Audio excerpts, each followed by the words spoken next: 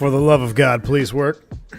Please work. Oh, ladies and gentlemen, we are back. We are back. Sorry for blasting out your ears there again. I guess this new USB port has got some extra juice because I have to turn my mic to the absolute minimum, where on my last PC I had it all the way cranked. But hopefully that's a little bit better for you now.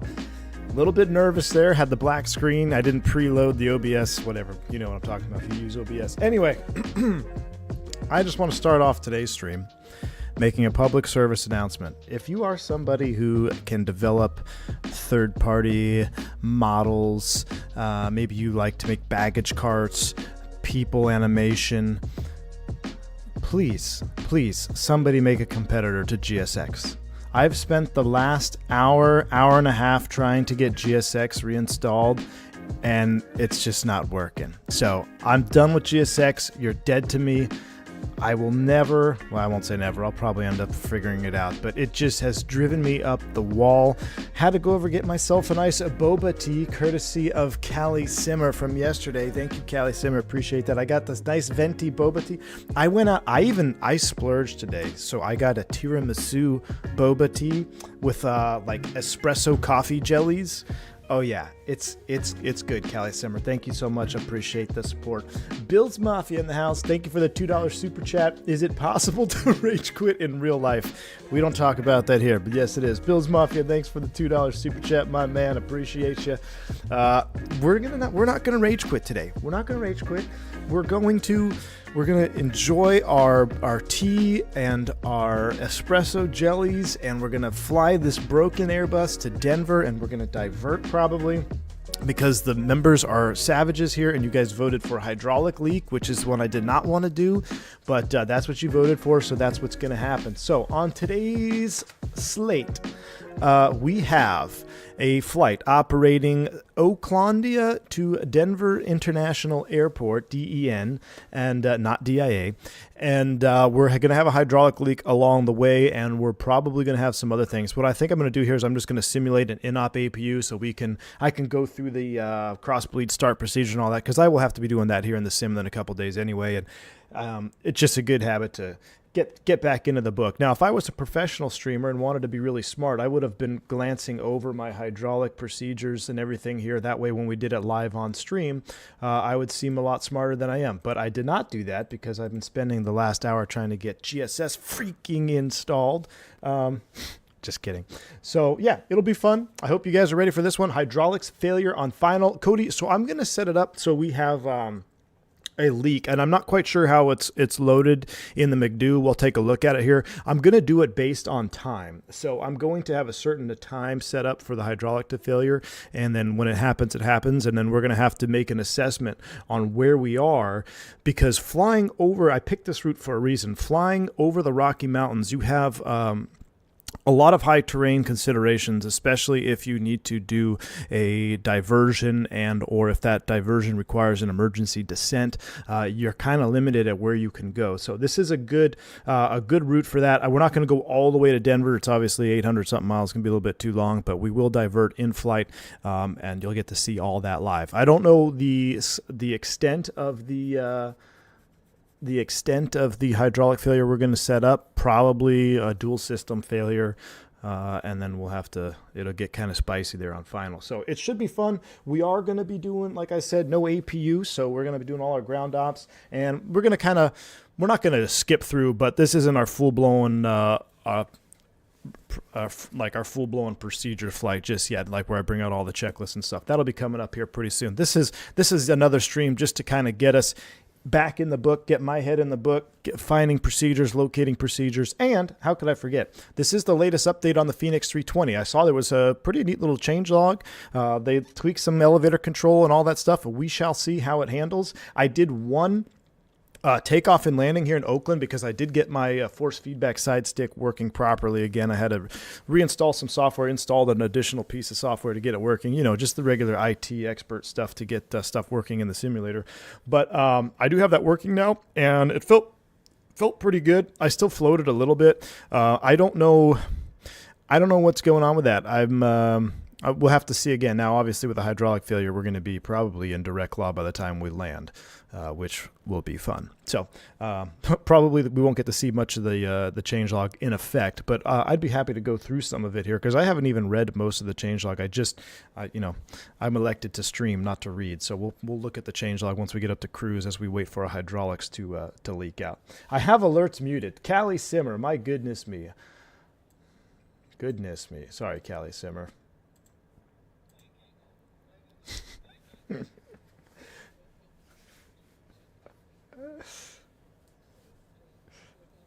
Ooh, Callie Simmer, thank you for an additional stock up of the boba tea. Appreciate the massive $20 bank angle check from Callie Simmer, fully funding the boba tea habit here, or the milk tea habit that has developed for me now. It's just good stuff, man. It's pretty good, and it's not. It's probably not as good as coffee for you. I don't know. I'm not sure. I think there's a lot of sugar in this particular one that I got today, but it's delicious. So Callie Simmer, thank you so much. Let's get this thing fired up. They tweaked the sounds too, Aviation Blaze. I think they did. I saw somebody post a video about that. But here we are in the newest updated A320 from Fenix, and they did something with flaps, right? And wing textures.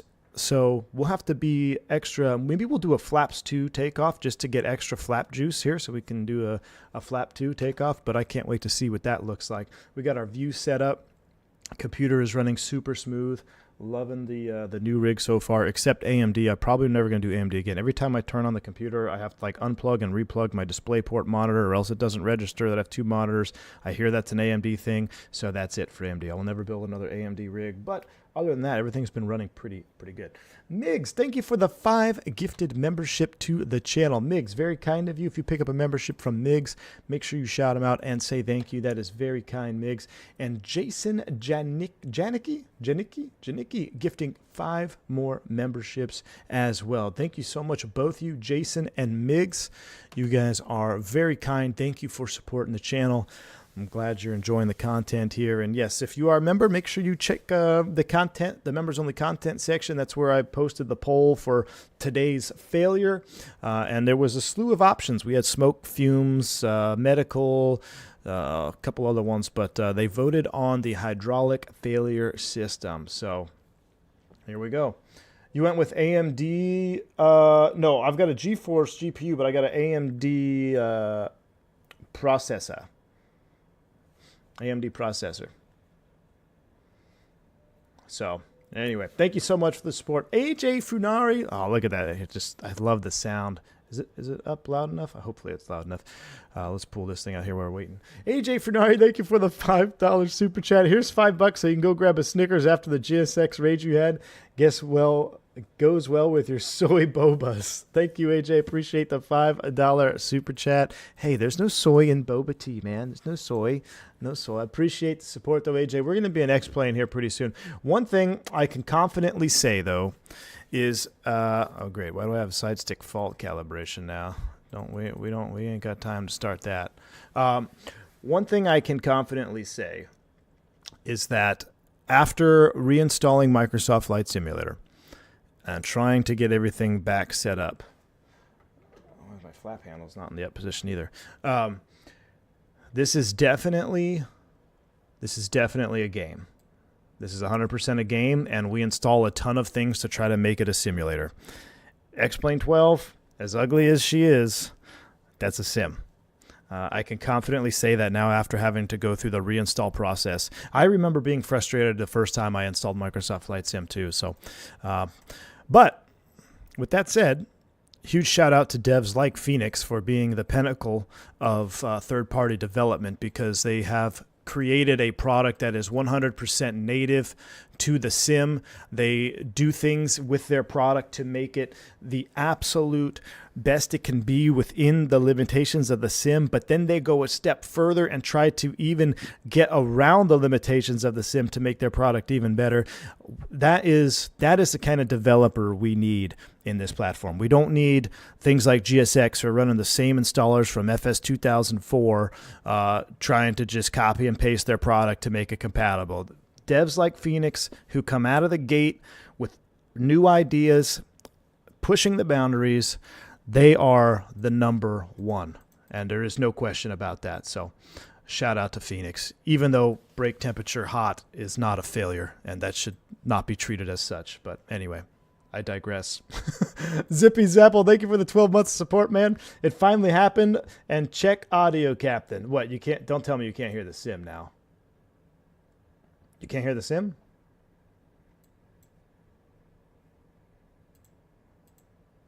No sim sounds. You gotta be kidding me.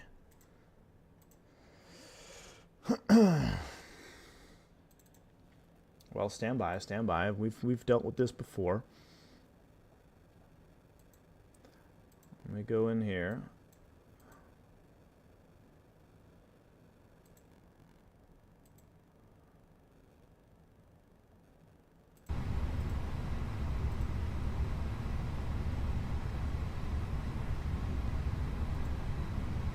How about now?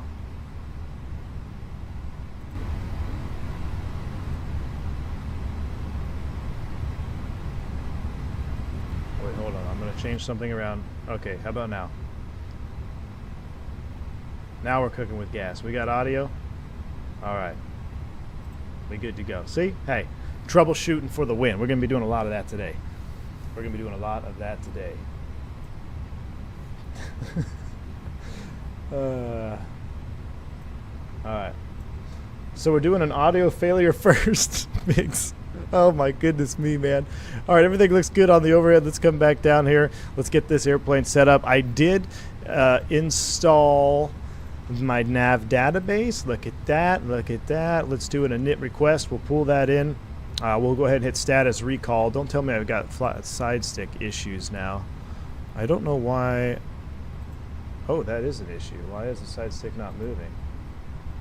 Oh my gosh. Chat. Well, it helps if you connect the software. That's why. That's on me. Error, lost connection.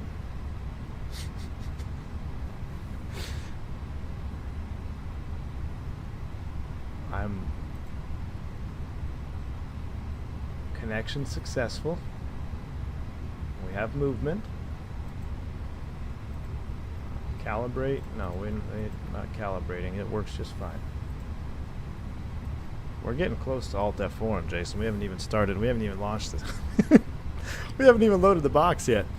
All right, let's get into this. UAL 357, that's us. We're going cost index 99er. Cruise altitude east is odd. Thrust set, I think, is around here, so I got to make sure I put an odd altitude in there. 370. That is set. 47, ground temp is 19. We'll throw that right there. Beautiful. Flight plan, Oakland. Let's go ahead and get ready to set up our departures off 3-0 this morning. 3-0 is set. Mix, again, thank you for that $3 Canadian. Appreciate it. Yeah, we were on the struggle bus there for audio, but thank you guys for helping me out. We got it sorted.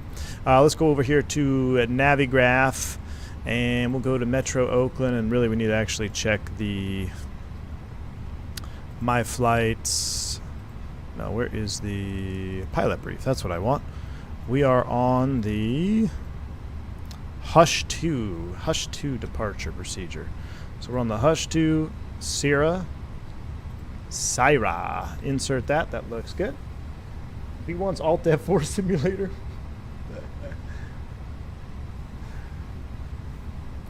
Captain McGee, I see a rage quit coming. Nah, man, no, we're good, man. Vibes are good. We've had some struggles this morning, but everything's good. Denver, I have no idea what they're landing in Denver. I hate landing in Denver. I'm just gonna say 3-4 left. And what was the arrival? It was the Ski 3.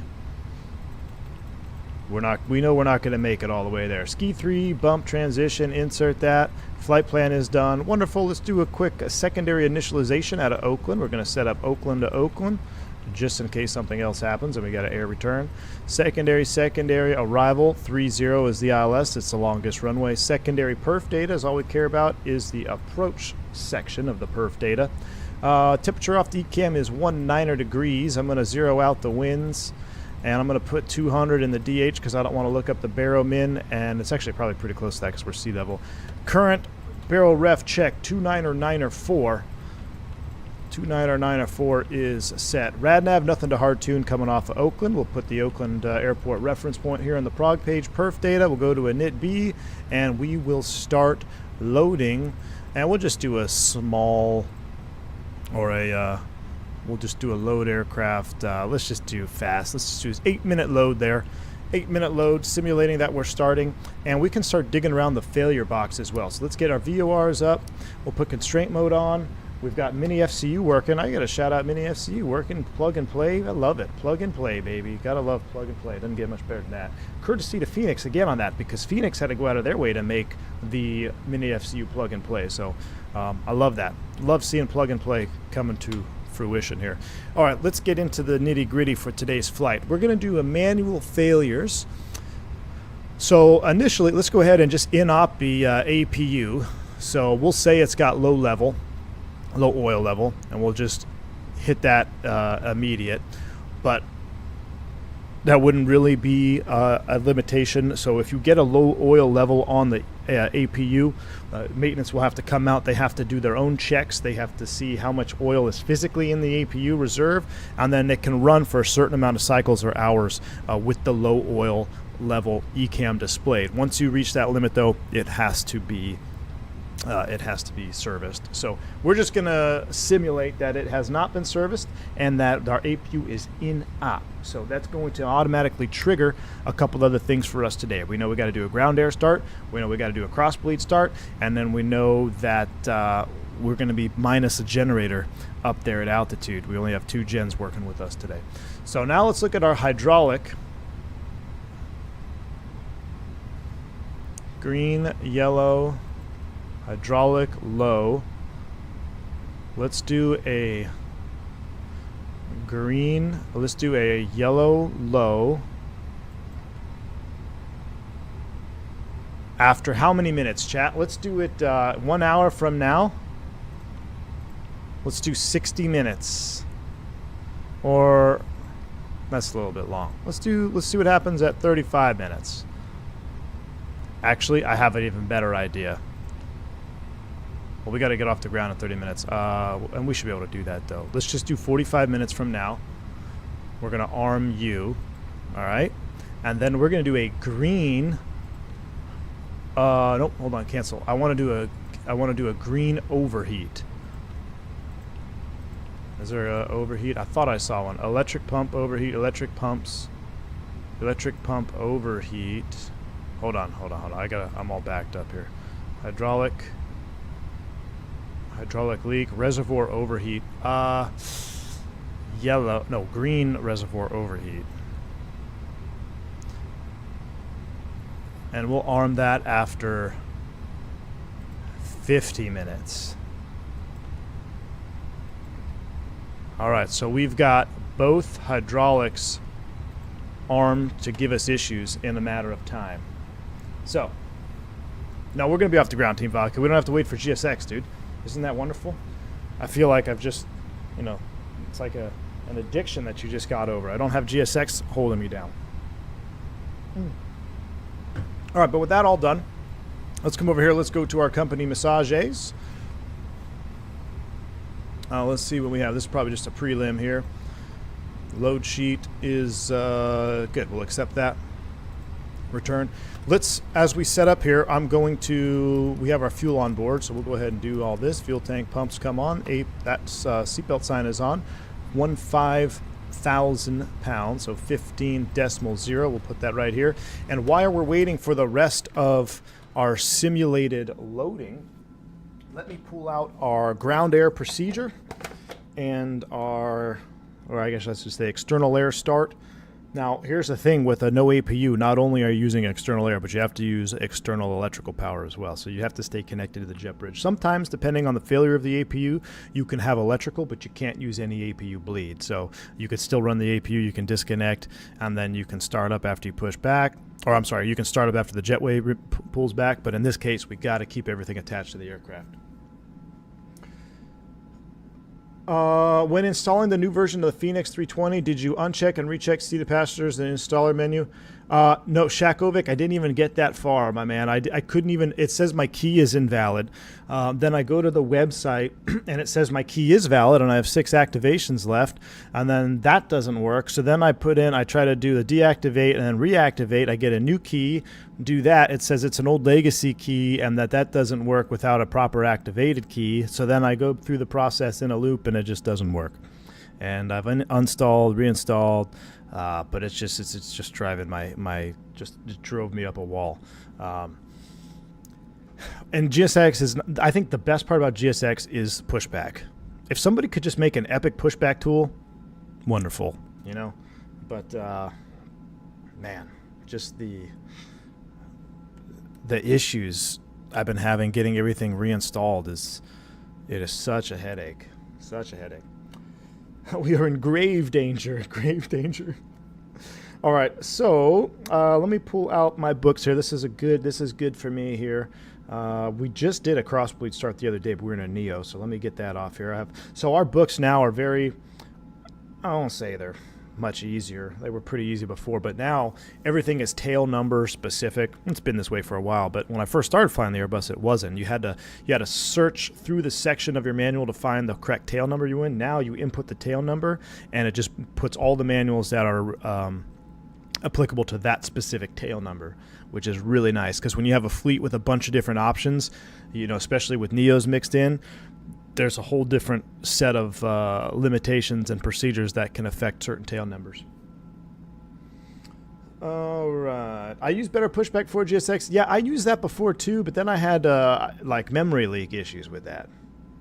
So, have I tried the AnyBuild 320? Scotty too. I have not. I've been meaning to. I've just completely I forgot that it was even available, Scotty. So that's why I haven't done it, man. But I definitely will. Maybe, I don't know if anytime soon, because right now we're kind of in study mode as we get ready for recurrent, but I definitely want to try it out. I definitely want to try it out. Okay.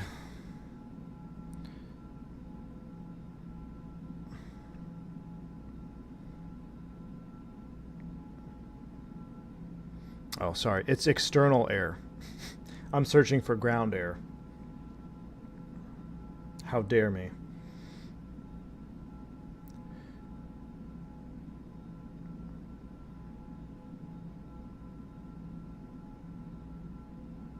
Engine start with an air start unit. Here we go. So looking at the overhead, pack 1 is coming off, pack 2 is coming off, APU bleed is off, it's not even running. Engine bleed off, so engine bleed 1 is off, engine bleed 2 is off, crossbleed open. And now we sit here and we wait until we're ready to connect the ground air start unit. And it's important, and I'll do this just like I did here in the sim, is I'll do this a little bit ahead of time, because what happens is if they hook up that air cart or that huffer cart to start the engines and you don't have those packs off, you can get contaminants into the airflow system and it can smell really bad, and or you get pathogens in your lungs and it can do bad things to you. So that's the reason we isolate the ECS system before we do any ground air starting. So basically all the air just goes straight to the engine, and then we let it work its way out before we turn on the environmentals. There's our final load sheet. That looks good. Let's go over to the Fenix tab. Dismiss. We're going to send to McDo. Success. Let's go to perf takeoff. Gosh, I love this airplane. The Fenix is just, it makes everything so nice, man. It's so native to the sim. You can tell it's a native airplane. Best Fenix #1 dev. Fenix #1 dev, man. We're going to do flaps too, just because I want to see if we can get some extra juice on the flaps. Force Toga, unfortunately not. We got to do a flex takeoff. We're in practice mode. Anti-ice is off, packs on. Sync live weather, calculate. We're doing flaps 2, down point 3, 49, 49, 53. Send that to the McDo. Look at this. Our weights there, check hour and extra gas. Beautiful. We have a filed alternate of Pueblo, Colorado. Let's keep that in mind. Going to our perf takeoff speeds. Let's verify. 49, 49, 53, flap 2, flex of 68. Absolutely wonderful. We'll go back to the ground ceviches, and let's go ahead and close everything up. So what we're going to do is we'll pull the chocks and cones, and I believe we have to do, yeah, that's PCA air. So what's interesting is, I always thought this was peculiar. In order to set ground air, you got to do it through the McDo. But they have engine heating on the on the EFB. Anyway, okay, so let's go through our procedure here. Cockpit to ground, ground to cockpit, go ahead. We are ready to receive ground air. Cockpit to ground, roger. We'll connect ground air. We'll advise when ready. So I got the beacon light on. Per our procedure, we've already completed the first step, air start unit connection request. When cleared to start, engine 2, for any operational reason, engine 1 can be started first. In this case, check the brake accumulator pressure prior to start. That's fine, but that's exactly what we're going to do. We're going to start number 2 first, brake accumulator pressure. That's where we need it to be. Minimum recommended air supply is 25 psi. Okay, cockpit to ground. We're ready to receive ground air. Ground to cockpit, roger. Turning it on now. You are clear to start engine number 2. Ignition mode to ignition start. Did I screw up the cameras? I think I did. I sure did. There you go. Bank angle. Uh-oh. Bank angle. Donating to repairs on this broken plane. Who's that? Mike P. Appreciate the $20 super chat, man. Very kind of you, dude. Yes, we're going to need to do a lot of repairs on this flight, man. We're going to need to do a lot of repairs. Appreciate the support, Mike P. Hope you're doing well out there in California, my man. All right, we got 48 PSI. We're going to start engine 2 first. We'll start it from inside. Clear to start. Turning 2. Looking the pressure. N2's on the rise. We'll start the chrono.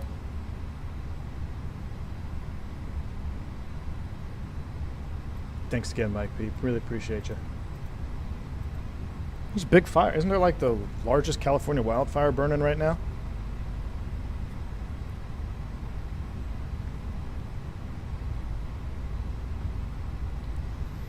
So we're 20 seconds in.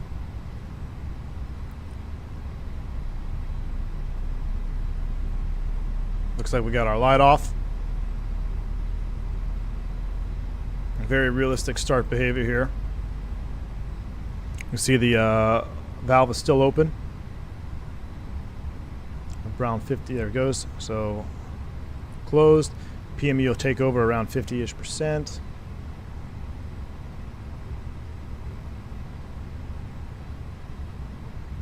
There you can hear the transfer. Now we're on generator power on the aircraft. We got an avail light, 59 seconds, pretty much realistic. Beautiful. We got a good start on number 2. With a good start on number 2, if air start unit is used to start 1, that does not apply. Okay, so if not, then we got to start.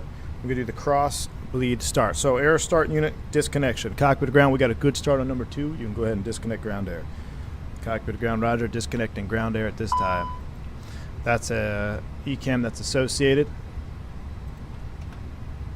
Air bleed 2 off. Clear air, clear air. Status, clear status associated with the procedure. All right, pack 1 on. Pack 1 is on. Pack 2 on. Engine 2 bleed on.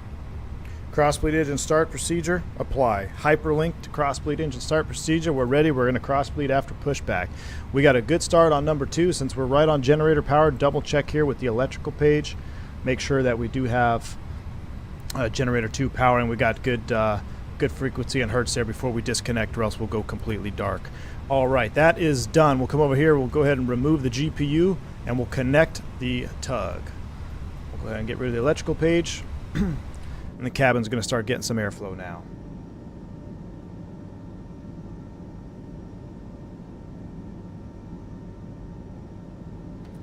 It's the Cal fire? Man. Yeah, I saw something on my YouTube feed last night about that, dude. Alright, let's go ahead and start. Well, he's going to hook up.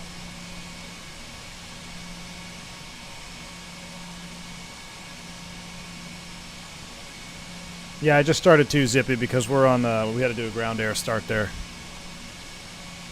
And the only reason for that is, and you can start one, but normally what they do is they put that air start cart over here because it's near the gate area, or the jet bridge area, and then they run the hose right across the number 1 engine. So you don't really want to start the number 1 engine if you got the hose right in front of it, right? So it just makes it a little bit easier. Okay, pushback commencing. Brakes are released. Clear to push.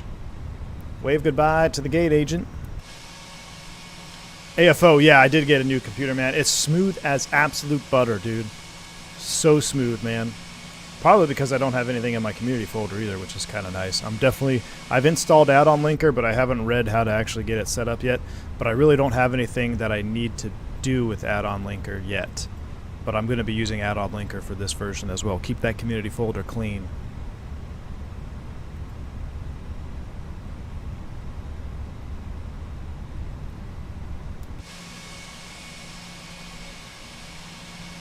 I'm not a professional tug driver, so we'll just kind of wing it here.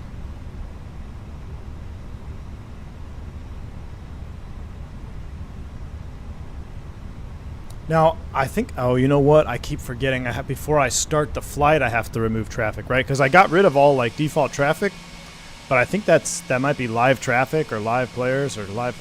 It might be live traffic.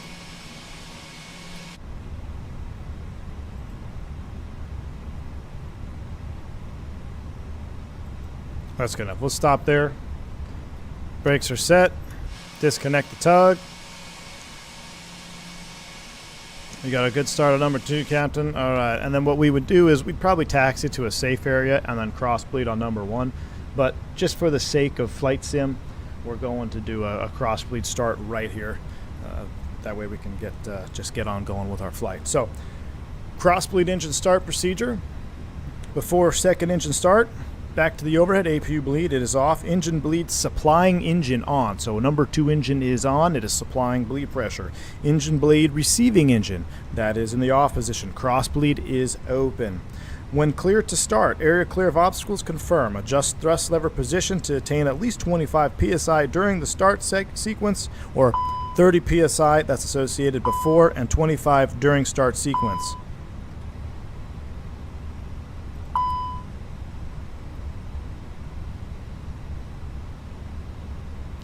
Well, that's erroneous. It looks like it's coming down. That's an interesting one. Clear condition. Alright, so let's go ahead and start it up. So engine mode. So the only thing they really don't tell you here is you normally recycle this. Recycle. Supplying engine. We want at least 30 psi before initiation. I like to put it 1 throttle width, and that should be good. Let's go ahead and start engine 1. Again, you would guard the start switch on this one here. Restart the chrono. Let's listen to this.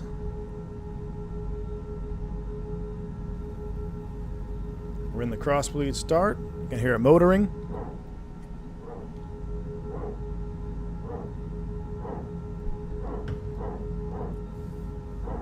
Engine masters are no longer split, therefore the PTU is no longer inhibited.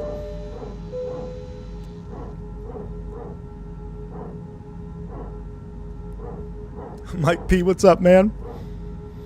You come to Oakland, don't even give me a heads up. My bad, dude. I totally, it was the last minute. Mike P, Key 6, I've been fighting with GSX all morning. I forgot to give you a heads up, my man. Glad to have you here, though.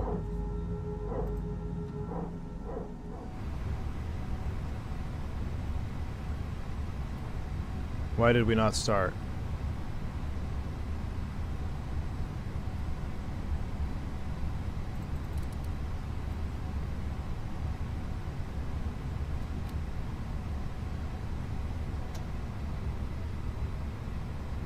Well, that was 55 seconds.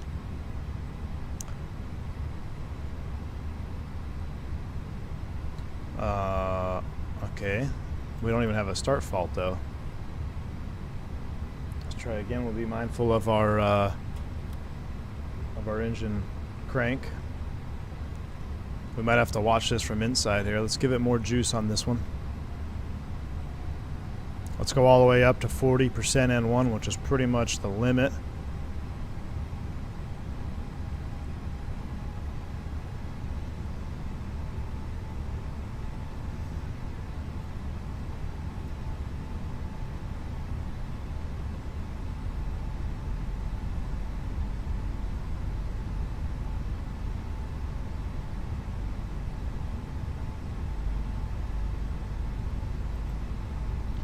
Should get ignition AB here.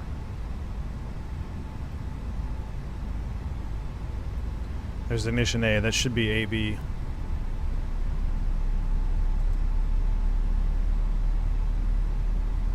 I guess she didn't have enough juice.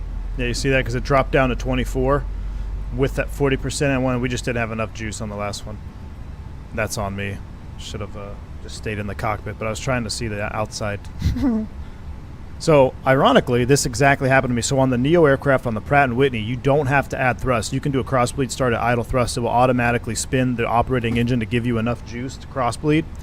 However, when you're in LAX and it's hot and you got a 5 to 10 knot tailwind, it doesn't always work that way. You get an EGT over limit, failed start, auto crank in progress. Ask me how I know. All right, we got 2 good starts now. Back to normal. Arm that. We're doing a flap. Let's see. New flap animation / details. Let's see.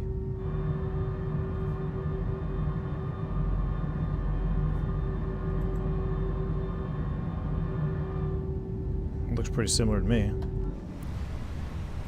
Airbleed 1, that's associated. Okay, after we got number 1 started. Crossbleed, auto, check. Engine bleed, receiving engine, on, check. Packs 1 and 2 on, check. End of procedure. Our crossbleed engine start procedure has been accomplished, chat, just like a normal takeoff now. So that's all set. That's good. Flaps 2. Is this still a flight control? What is this? I don't know why we got left side stick error, but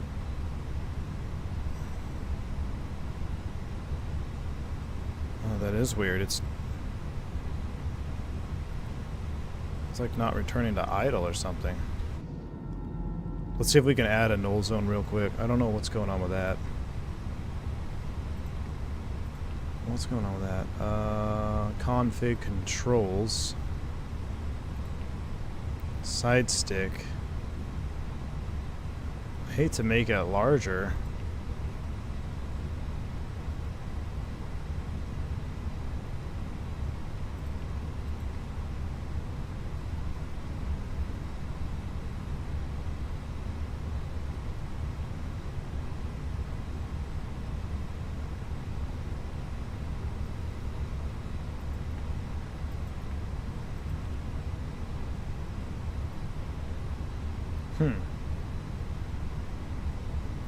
Alright, well, let's get airborne. We'll deal with it later. Alright, 2 good starts. Taxi lights coming on. Let's get out of here.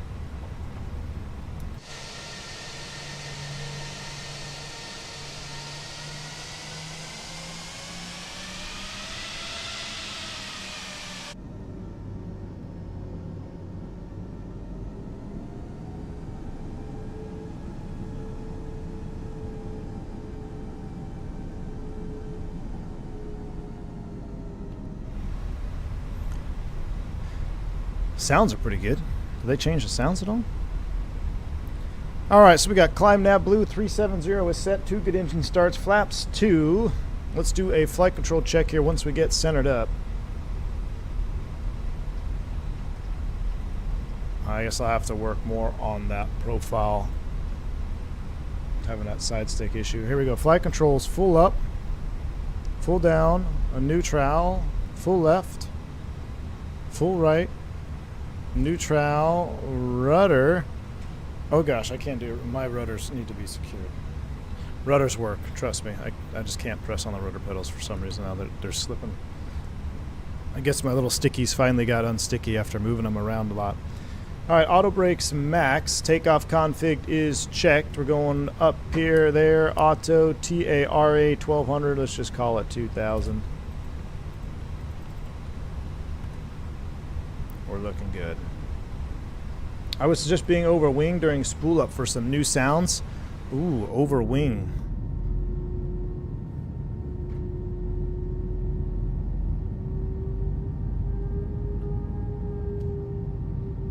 Ooh, all right, we'll do an over wing spool up for takeoff.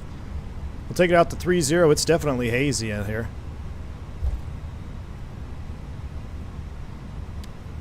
Taxi checklists are complete. All right. Well, now it says status cabin temp. What? Cabin temp by pack only. That just must be a simism.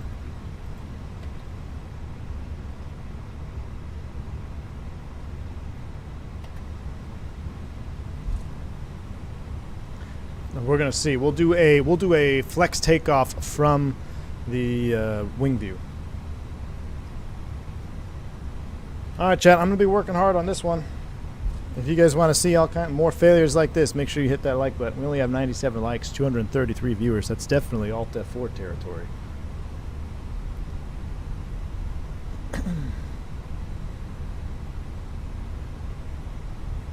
They updated the cockpit wind noise and cabin engine sounds. Okay, well, I'll definitely be curious to see what the cockpit wind sounds sound like, too.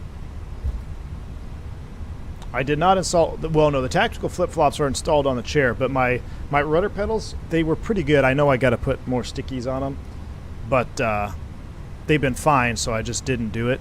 And now they're not fine after, you know, because once you move them once or twice, and I just moved them, that stickiness goes away, so I got to put a little sticky thing down there. All right, we don't have any traffic, so let's go ahead and line her up. Let's just go ahead and get out of here.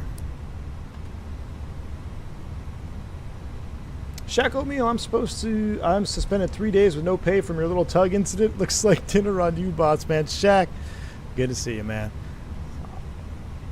Hey, as long as you take the fall for it and I don't have to report anything to the FAA, I'll buy you dinner for the next 3 days, my man. All right, runway 30. Man, nice runway textures. This is that BMW World AMG Sim. All right, let's do it. Over wing view. Maybe we need to be a little bit over here. Let's go right over the middle. Ooh. All right, here we go. Nose forward on the stick. Spool them up 50. Yoga's in chat. We're going flex.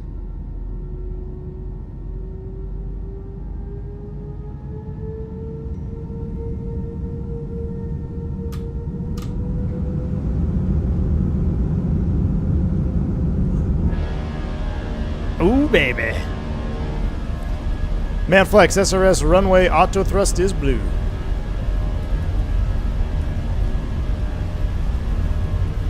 Thrust set.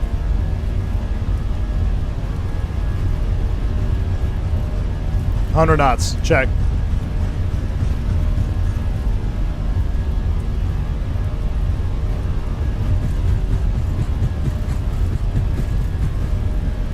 Stay off those turtles. V1. Rotate. Positive rate. Gear up. Fly with. Oh, that is just butter. Look at that beauty. I feel like I just heard the gear door sound. I feel like I heard something I haven't heard before, like the maybe I just haven't been in outside view.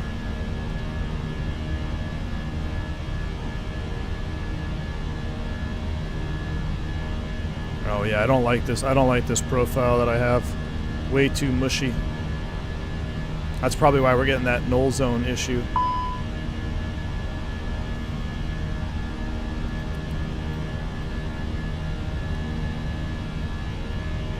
And there's reduction.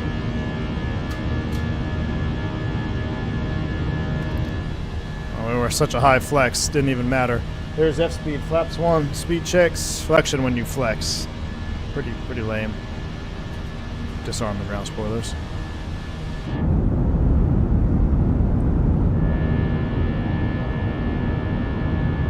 That's always been there? Oh, I guess I just haven't been paying attention. Oh, there's SFO. That's so cool. Here comes S-speed. Flaps a 0 after takeoff checklist.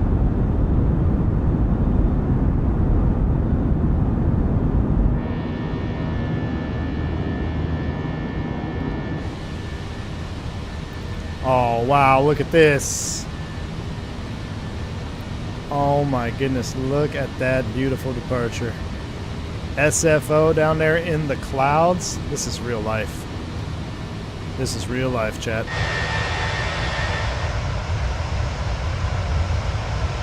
Good night.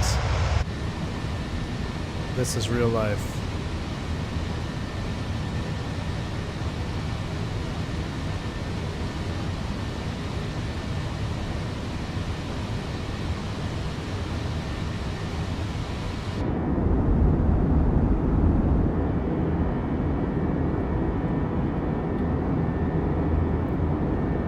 going to get off the SID, but I'm going for realism. Look at that.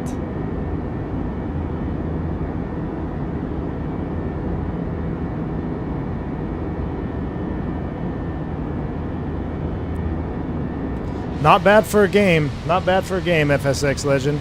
All right, let's actually get back on our departure here. We're all over the place. Lower that nose. Don't sink.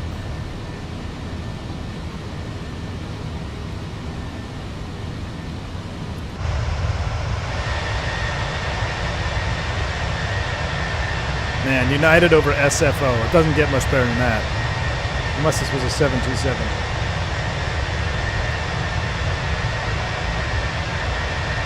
Wow.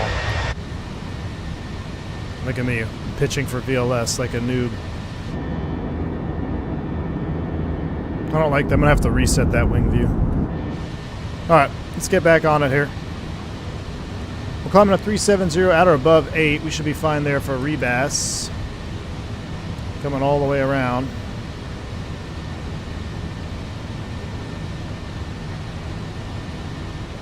I don't know why...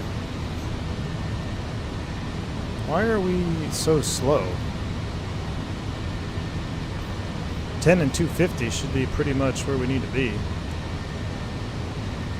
Lower the nose here a little bit more.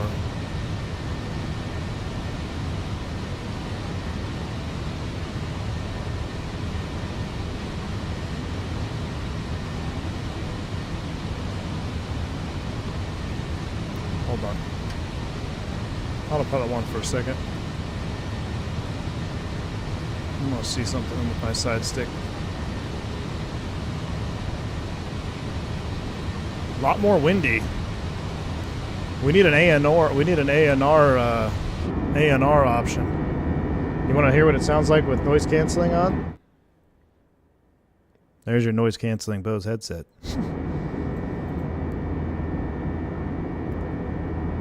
Oh man, that just looks awesome though. 4 Hymns Pilot Edition, Jesus.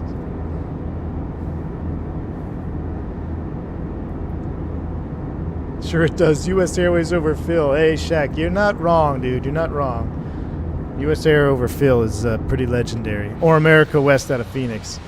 Okay, so I'm getting the side stick fall, and that's not a Phoenix thing. That's just this stupid CLS, the sim thing. I'm working on fixing it, but...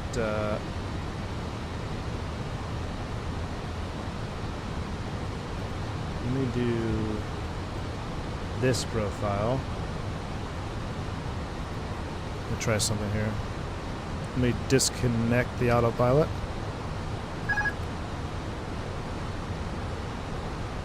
Oh wow, that's not very good.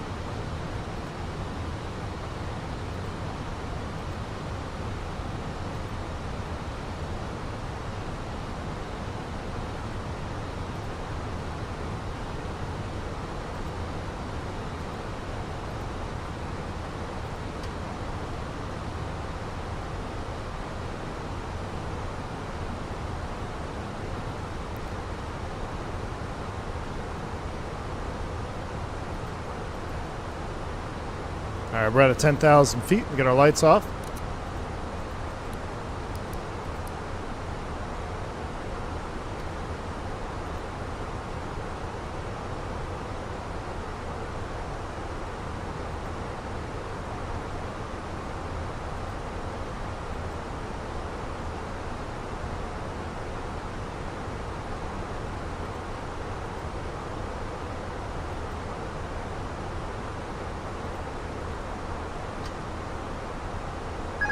That's me. That's me. Hold on, I gotta change one thing, chat. So because of this, this is more of a headache than it's really worth. I'm gonna be completely honest with you. At least with CLS, I'm going to change. I have to change this here. I gotta change it back to the workaround version where I put, because normally your pitch and roll axis don't have to be bound in the sim because you just use the CLS software. But because it's giving me issues, there we go. Now we're back in normal mode. Normal-esque mode. Alright. AP1, thrust climb up to 370. We're 310 knots. Let's do a sound check. Let's do a sound check. Let's go ahead and select speed. Roll it back to 280. Let's see if the sound comes down at all.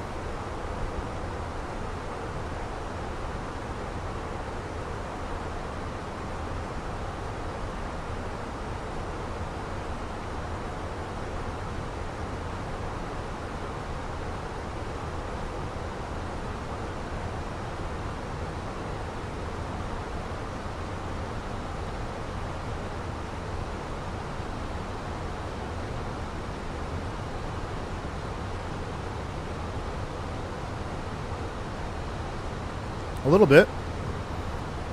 Not bad. Oh, that's beautiful though. Look at that. Look at the marine layer over the Bay Area. So good. It changed subtly. I heard it, Gary. I heard it come down a little bit. Pretty good. I mean, I'm surprised they haven't had an ANR option, because I'm not even kidding y'all. Like, if I turn my noise canceling headset on, it's about like this.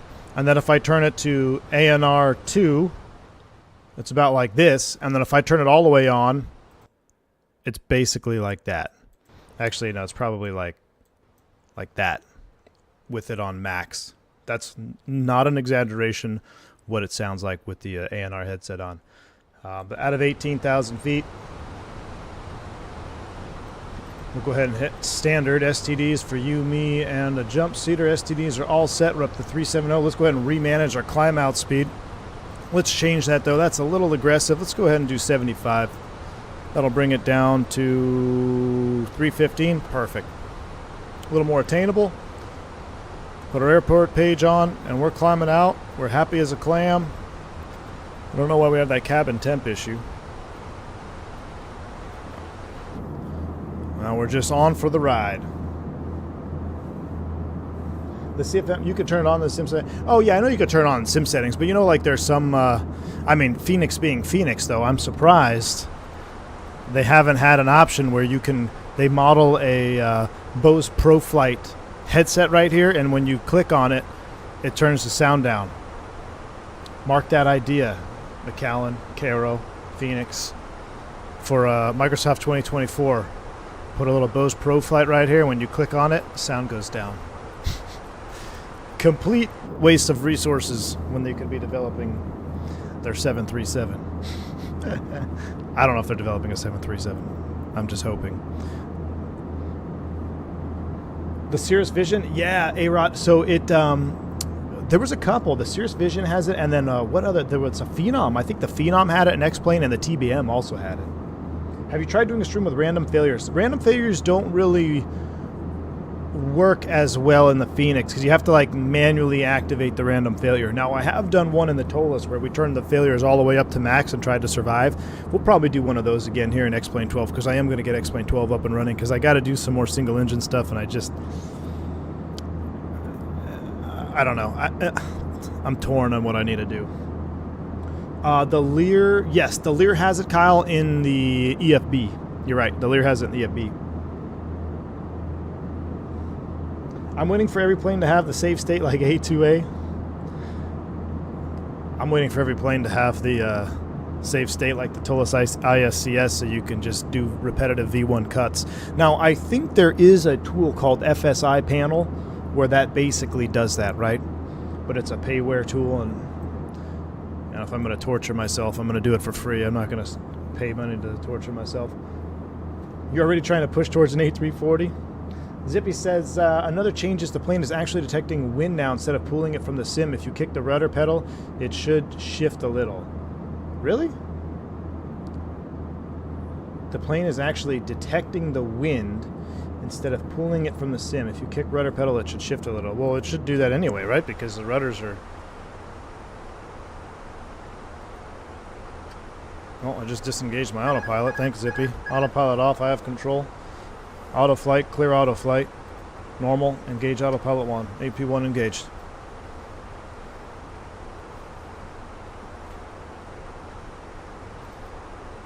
Alright, so we did start a timer.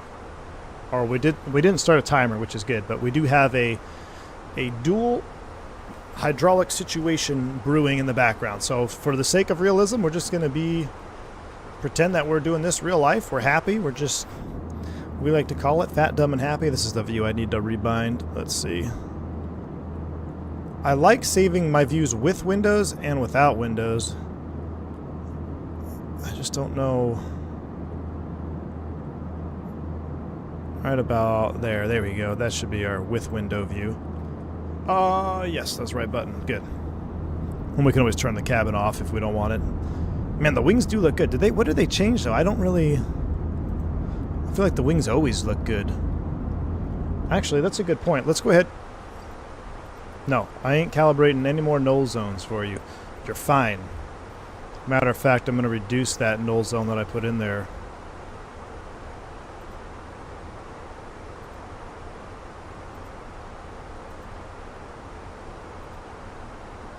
I have something in the works coming, though, for that y'all are going to be very interested, I think, as far as side sticks are concerned. The flap animation. Okay. It was previously using sim data instead of the vanes on the plane to detect wind data. Oh, that's why. So the speed on the ND then, will that be more realistic? Because remember we were having issues with that. Let me pull up that changelog real quick. Let's go through it while we're climbing out here.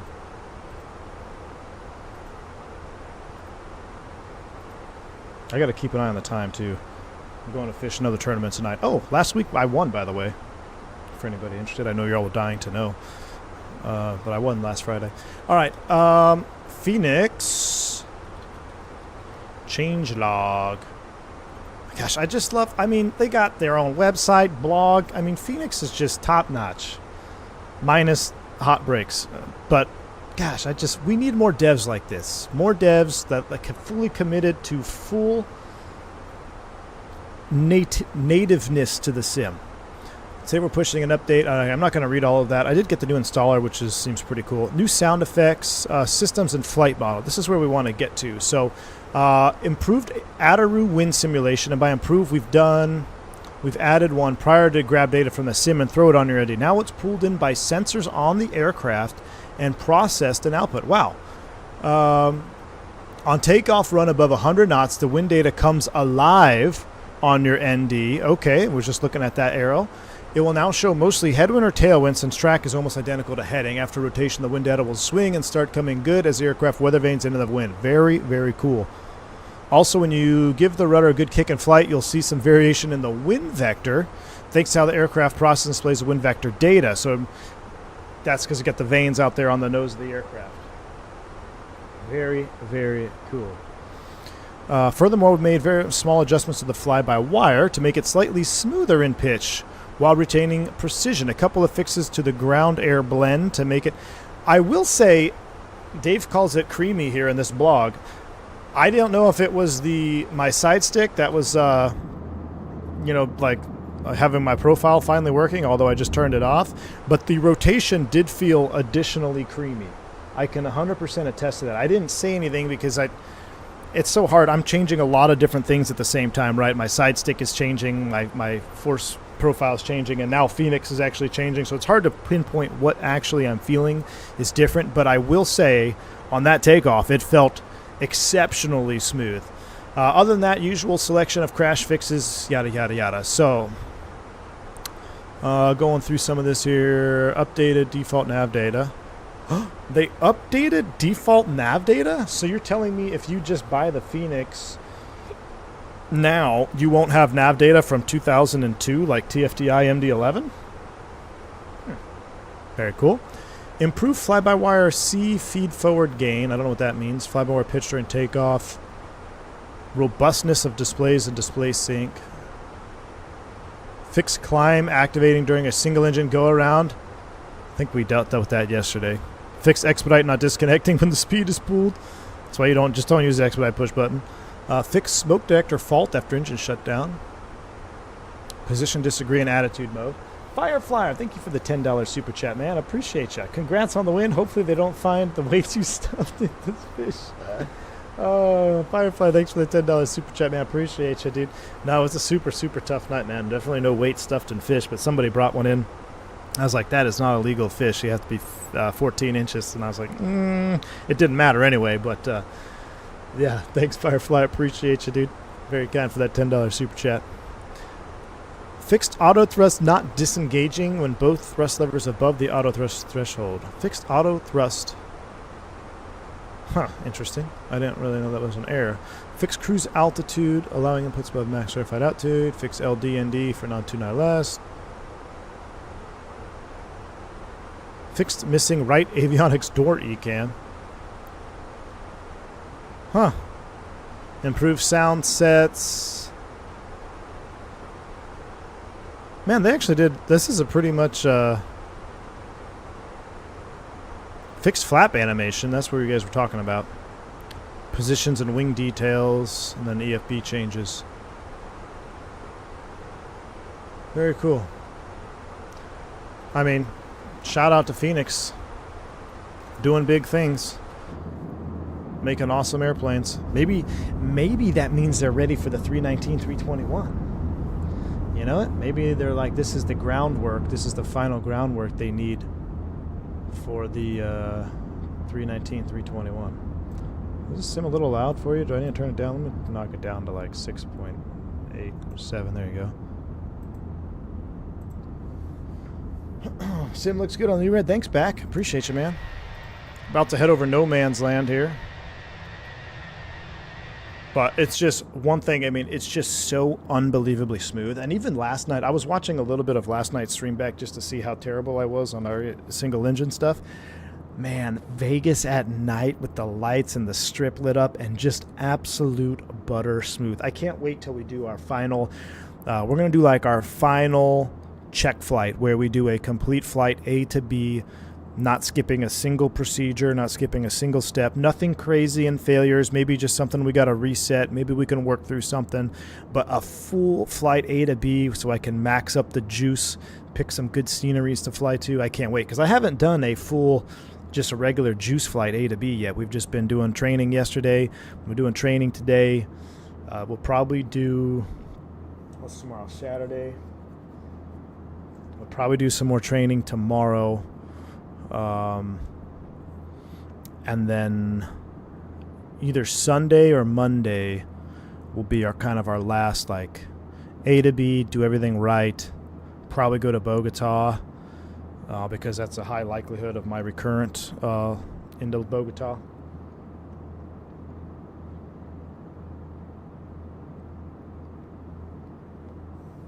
You'll think you'll still be a pilot when the new Airbus hydrogen planes come out? The tech is there. It just depends if the deep state wants to allow it to come out or not and kill fossil fuels. Oh, wait, we're not in a Learjet. My bad. Thrustset, they said this was in preparation for the 1921. Ooh.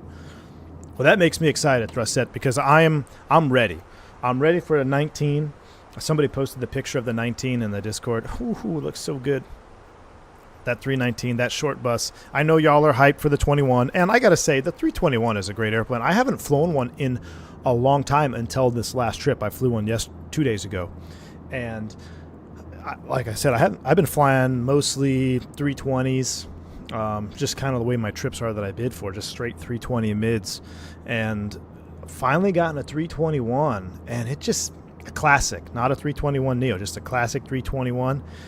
And man, it just felt so nice. It's so smooth. It's just, it feels so much better in turbulence. Like you can fly through turbulence in a 321 and fly through the same turbulence in a 319. And you could almost classify it as the difference between light and moderate just because of the airplane, which, you know, makes me, it's a good point of discussion. If you're flying along in your Piper Archer and a 787 reports moderate turbulence at 10,000 feet, you probably don't want to go up there in your Piper Archer, because if a 7.8 is reporting moderate turbulence, it's probably going to be extremely moderate for you. Ever tail strike a 321? No. We call that unemployment attitude. 9.7 degrees, compressed struts. Speaking of, that's a good question. 9.7, 11.7, and 13.7, right? 13.8, 13.7 for the 19? Yeah. Unemployment attitude, 9.7 degrees. Is the type rating the same? Yeah, aviation. So the type rating is the same. You get a 320 type rating, and that carries you for the 19, 20, and 21. There are some. Now, when you get type, though, you are responsible for knowing all the differences, even if you're not flying a 21, say. But because it's an Airbus type rating, it is a valid, at least for us in the U.S. anyway, that you can be asked questions on that. But I mean, for us, it is valid because we fly all of them. But common type, and then there's just differences for the Neo.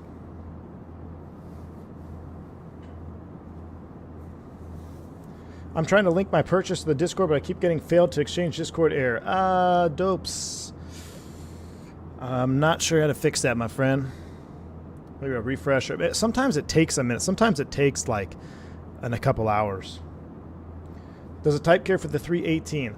I don't believe it does, 416D, because my license does not show an A318 type rating on there. I would imagine it does, but because it's maybe it's like an additional add-on, I'm not sure. Nobody flies the 318 in the U.S. anymore. Don Pellegrino, thanks for the 8 months of support. Grants you a 3-day weekend. Immediately watch V1. Hey, Dom, appreciate you, man. Thanks for tuning in. And things should start to get a little bit spicy here as we are flying over some terrain, and we have a couple of failures set up that are going to go off at any given time. So we should probably periodically be checking up front here. But we're climbing up to 370. Dom, welcome aboard. Glad to have you, man. Jeremy Harvey, good to see you, man. I thought 7.5 was pitch. That's what we call a pitch limit, Jeremy. But the tail strike will happen at 9.7. So 7.5 degrees max, you'll get a pitch. But in any normal landing, you don't even need to be anywhere near 7.5. Especially because the 321, the way the flaps are designed, you're actually coming in a little bit flatter, and that's by design, so you have a little bit more clearance on the tail. So the approach attitude on 321 is a little bit flatter than 20. So it's you get up towards 7.5 degrees, that's where you'll get a pitch. But you won't theoretically impact the tail until 9.7 compressed struts. I heard a 350 conversion is a 5-day conversion course to genius of the AB type rating. Yeah, the Airbus type rating system is pretty good, man. They keep everything pretty streamlined.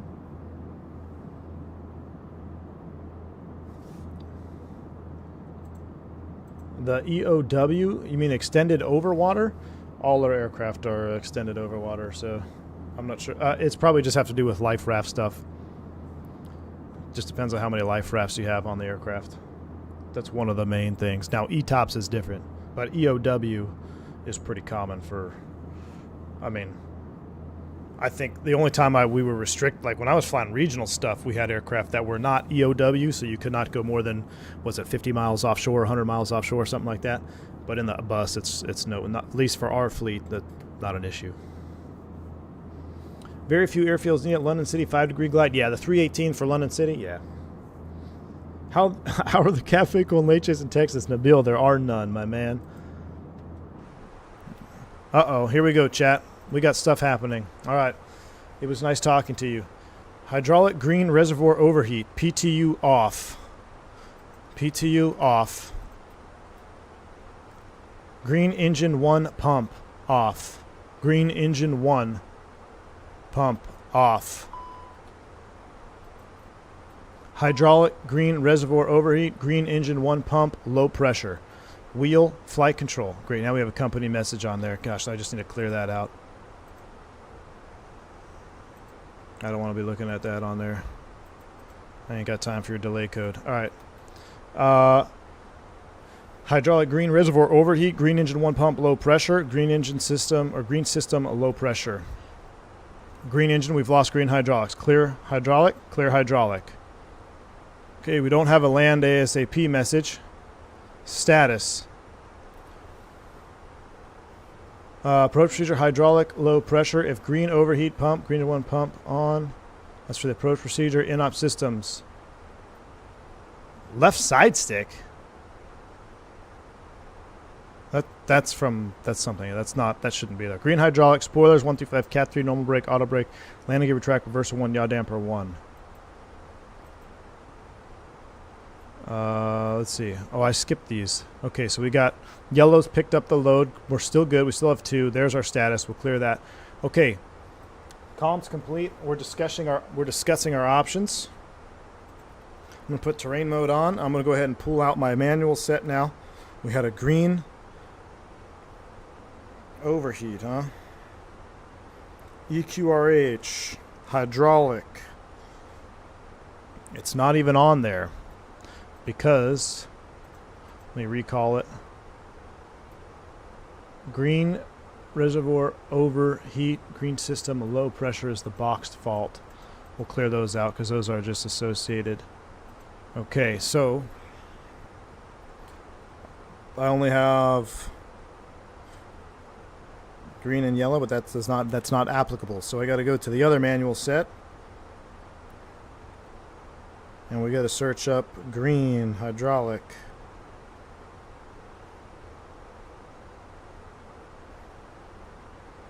Hydraulic, green engine 1, pump, low pressure, P2 operative or inoperative? It's inoperative. Oh, dang it. Don't you love it when you're... So green reservoir, low level. Okay, here we go. Green reservoir, low level. P2 is off. Green engine 1 pump is off. Confirm? Yes. The reason for that being is because the PTU, although it does not transfer fluid between systems, whatever's causing this to leak, we don't know if there's any damage in here that could cause the yellow hydraulic to leak out as well. You don't know the status of the damage that you've taken to lose green hydraulic. So out of abundance of caution, we turn the PTU off. That way we've isolated now. We have blue and yellow. We still have 2 hydraulic systems. So we're still fine. AJ, thanks for the $3 super chat, man. Appreciate you. Boeing type ratings include a righty-tighty course. Thanks, AJ, for the $3 super chat, man. All right, green engine 1 pump, low pressure. We read that. Secondary failures, wheel flight control, green hydraulic. We read all that. All right, procedure end. That's basically it. Fuel consumption increased. FMS prediction unreliable. Landing gear, gravity extension, landing distance procedure apply. Fuel consumption increased. FMS prediction unreliable. Alternate yellow brake with anti-skid. Slats and flaps will operate slowly. Cat 3 single operation only. Okay, so I don't like looking at day charts or night charts there.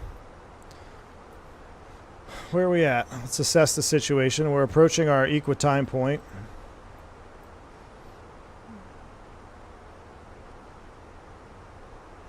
Tonopah.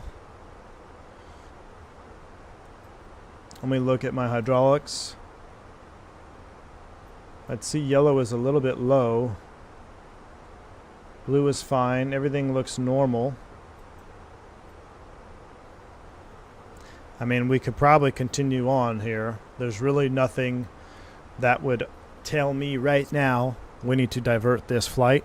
But we can stay ahead of the aircraft. Let's say worst case scenario. What happens if we lose another system? Where are we going to go? So we need to figure out where we are. And I don't have SimLink on, so I can't really tell. But we're near MVA. So let me pull out my charts here.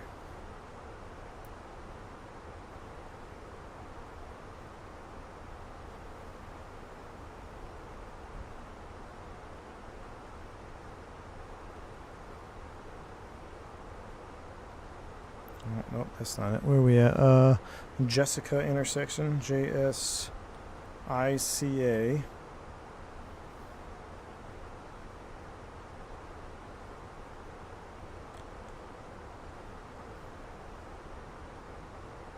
So Salt Lake is up there. Vegas is a potential option. Let's come down here, look at our Prague. Let's see what we got. Las Vegas. 194 miles, so it's closer than Oakland, 207. What about Salt Lake City? 307, so that's still far out. So Phoenix is too far. Obviously, Vegas would be closer than Phoenix. So Las Vegas seems like a pretty decent alternate if we need it. If we go to the closest airport page here, I'm going to put Las Vegas in here. That way I've got an airport that I know. There's some other airports much closer if need be. But right now,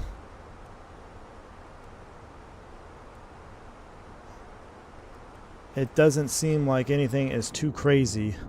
And we can probably just continue going on. But we'll keep tracking it. We'll assess the situation if it needs to go on any further. Reno is an option, Elena, but the problem with Reno is you're really dealing with high terrain all around you, and you're talking about a hydraulic failure. It's probably not going to be my number one choice. How far is Reno? 113, yeah, that's even closer. But unless we were on fire, Reno is a pretty spicy airport to go into with a hydraulic failure. Especially because if we had another one, we will be in alternate law, and I don't really want to go into the mountains of Reno with that. So we're still set. Everything looks fine. Now I wonder if that like messed up the other navigation. IR alignment failed. What?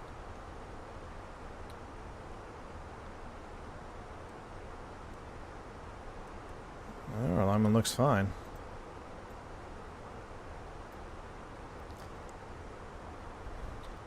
I wonder why though, because we were supposed to have a duel. Can you only do one at a time?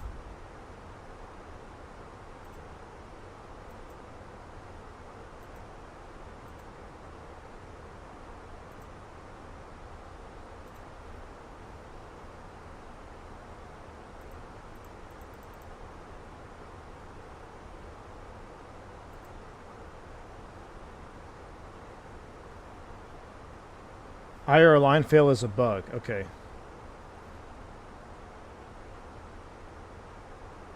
Alright, well, we'll turn the seatbelt sign off.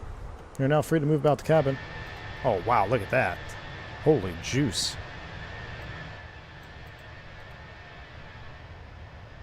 Oh my gosh, look at that juice down there. Alignment failure after aligned is a failure. Apparently, Gus. Everything looks normal up there, though. We'll continue trucking on. Send a message to dispatch. We're going to need maintenance on the ground in Denver. And we'll just keep going. We'll keep an eye on potential alternates. Vegas 179. Tonopah. It's only 30 miles out. But again, you got to consider the emergency that you would most likely go into. So if you have one hydraulic system out, losing another hydraulic system is a pretty significant failure and a pretty high workload failure that you need to work through. You're going to want an extended final because everything's going to operate slower. You're going to be going into direct law. When you lower the gear, you're going to do a manual gear extension. Things are going to get really spicy. So you have to know that beforehand because that's going to help you pick an appropriate alternate should you need to divert. Now, like I said, if you're on fire, the number one priority is get the airplane on the ground. Doesn't matter what you think you can do with direct law and terrain. It's get the airplane on the ground. So we learned that from that Swiss 111 crash. Take it to Groom Lake. We don't have Fly Navy here to escort us in. Callum, thanks for the 19-month support. Hot break gate now under FAA investigation. Oh my gosh. What about the temps at Vegas? Not issued. Not an issue, Ryan. You got 4 runways all over 10,000 feet long. So not an issue at all. Going around in Vegas could be a spicy. It'd probably be one of those approaches where I'd say we are not going around on this approach. We are going to land on one attempt. Because you're absolutely right. It is a consideration, but the stopping distance is not a consideration there for those runways, those runway lengths. But yeah, having to go around in Vegas could be very, very spicy with a hydraulic failure. So for that reason, it would be, hey, go around is not an option on this. Let's put it on the ground and get it right the first time. Again, that's why you'd probably want a longer final, get all your checks done, get everything done slowly and methodically so you're set up for one successful approach.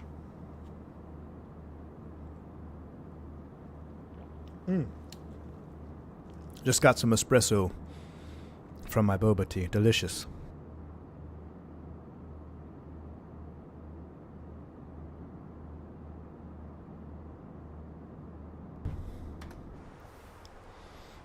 We'll give it a few more minutes. I mean, I don't know if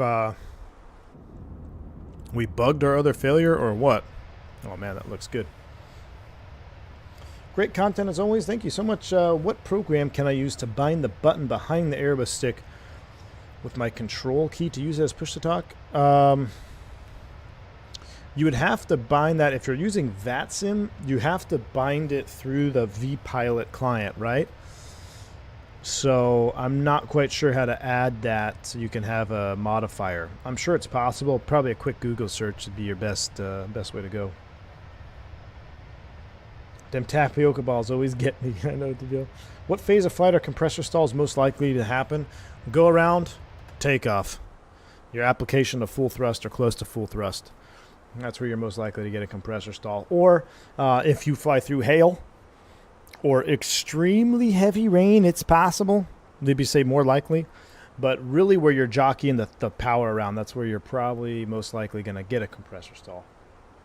V-pilot doesn't recognize it? Ooh, yeah, then unfortunately, you may be out of luck on that one. Yeah, we like full thrust on this channel, Key 6. You know, you're right. I haven't had a single compressor stall yet, even though it's modeled. Maybe I've been too good to the engines. Maybe we need to start jockeying them around. So in real life, I would be constantly checking my hydraulic panel here as well. Now, I think we bugged it out.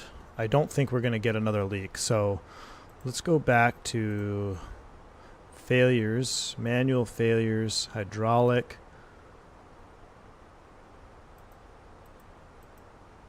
Yellow.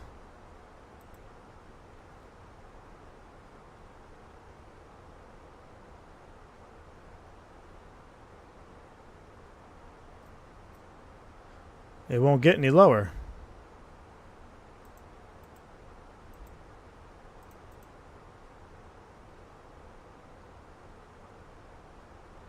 It won't get any lower than that. Really? Is that because we stopped the transfer?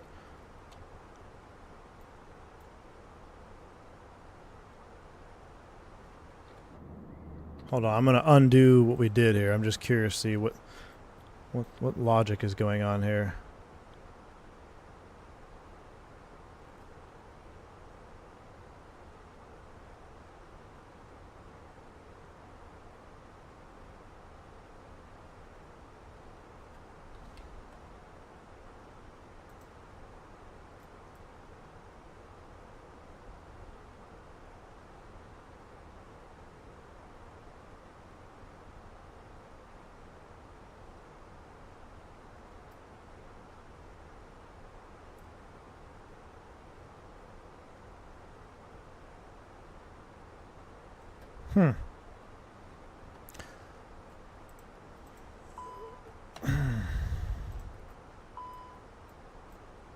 We already went through that. We've already done that ECAM. Clear.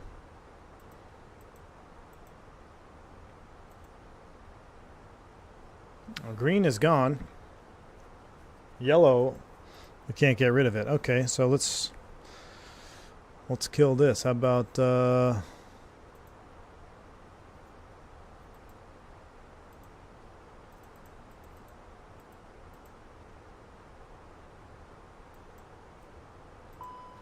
Alright, now we got some problems. This will basically do it.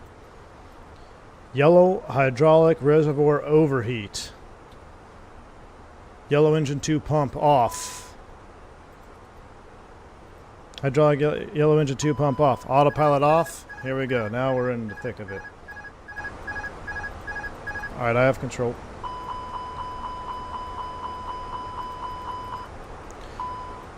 Okay, auto flight, autopilot off.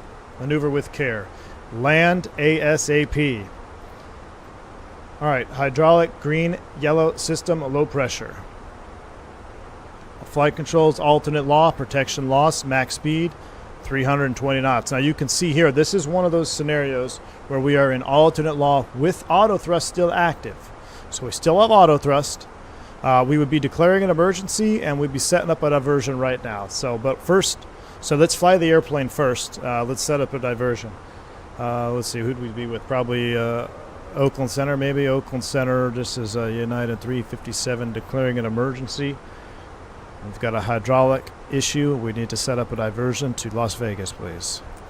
United 357, roger. Copy your diversion. Fly heading 140. Ooh. Fly heading 140. And let me know what you need. We'll get you radar vectors to Las Vegas. All right, 140 on the heading.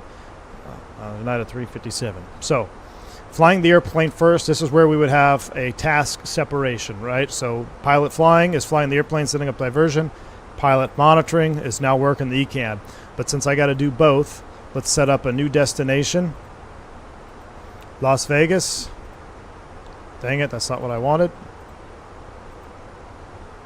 Las Vegas. Insert. Still in turn to right 340. Also request block altitude between 30 and 40,000. Okay. 30 and 40,000 block altitude approved. Las Vegas arrival. ILS Zulu. 26 left. No star. Approach via. Prino. Insert.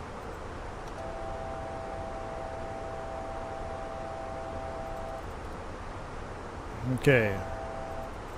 United 357, 1 ready. Descend and maintain flight level 200. Descend 200, United 357. Thrust idle, open descent down to 300. We're heading at 140.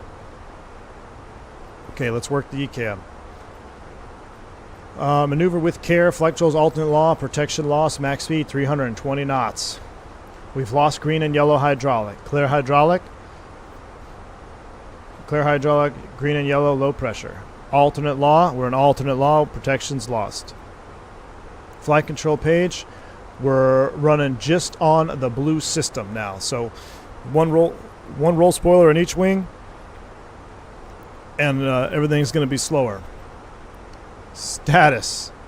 Okay, max speed 320 or 77 Mach. Max brake pressure 1000 psi, maneuver with care.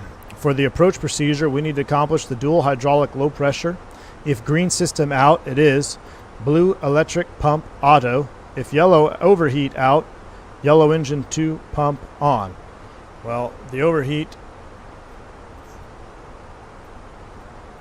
is not out, so we would keep that on. That's just approach review.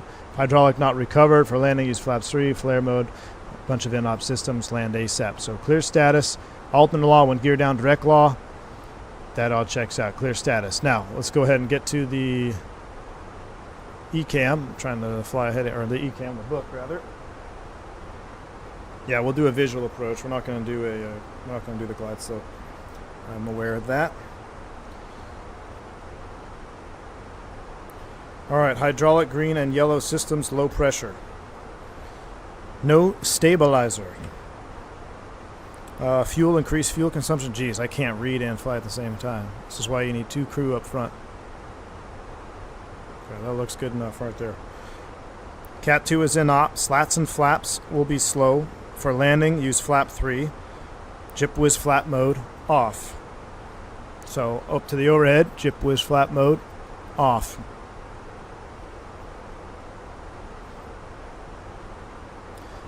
Speed select VFE next. V-5 when we start configuring. When in config 3, decelerate to VAP. Stabilize at VAP before landing gear down to be trimmed for the approach. Landing gear gravity extension, hand crank, pull and turn, rotate clockwise 3 times the mechanical stop. Landing gear lever down. We'll check for 3 greens and disregard the use manual pitch trim. Man trim unusable. For landing, our pitch authority will be reduced, no stabilizer. Manual pitch trim, unusable. When flaps jam close to 0, consider tail strike clearance. Only 1 spoiler per wing in direct law once the gear comes down. No reverser. Braking, yellow accumulator pressure only, so we will only have 7 applications. No nose wheel steering. Maximum brake pressure be 1000 psi when we apply the brakes. So we got to modulate our brake pressure to 1000 psi only. We will be stopping on the runway. In the event of a go-around, which we do not want to do, thrust levers Toga, then MCT, no gear retraction. We got to keep that in mind as we go into Vegas here with the terrain. For the circuit, we're going to maintain the slat flap configuration. That has to do with our pitch trim being unusable. For diversion, then we can go on to flap jammed at 0, flaps jammed above 0. But that does not apply in this immediate phase of flight. So we are approach. We're going to hold it there. Jip was flap mode off. We're descending to 200. We're setting up for Prino, the ILS. Let's go ahead and select Las Vegas. 26 left. Apply. And worst case, we're 144.4, so we're actually going to be a little bit overweight for this low weight airplane, right? Because I don't think this one lands. I think it's like 141 on this 320. And we have to put our landing distance procedure in there. We're going to do auto thrust on, no reverse, flap 3. We'll just calculate it with low auto brake. And you can see it's getting up there. We're not out of the woods yet, though. All right, come back to our heading of 140. And for United 357, you're cleared direct to Preno. And if you need to, we can set you up in a hold over Preno if you need time for the approach. All right, direct to Preno, descend to 10,000 now. There's still terrain out there. Let's make it 15,000. Send to 15,000 direct to Preno. I don't know. There's a lot of terrain out there. Let's keep it 20,000. 20,000 feet. We're still 110 miles out. 20,000 feet, direct to Preno. We got to set up for the approach.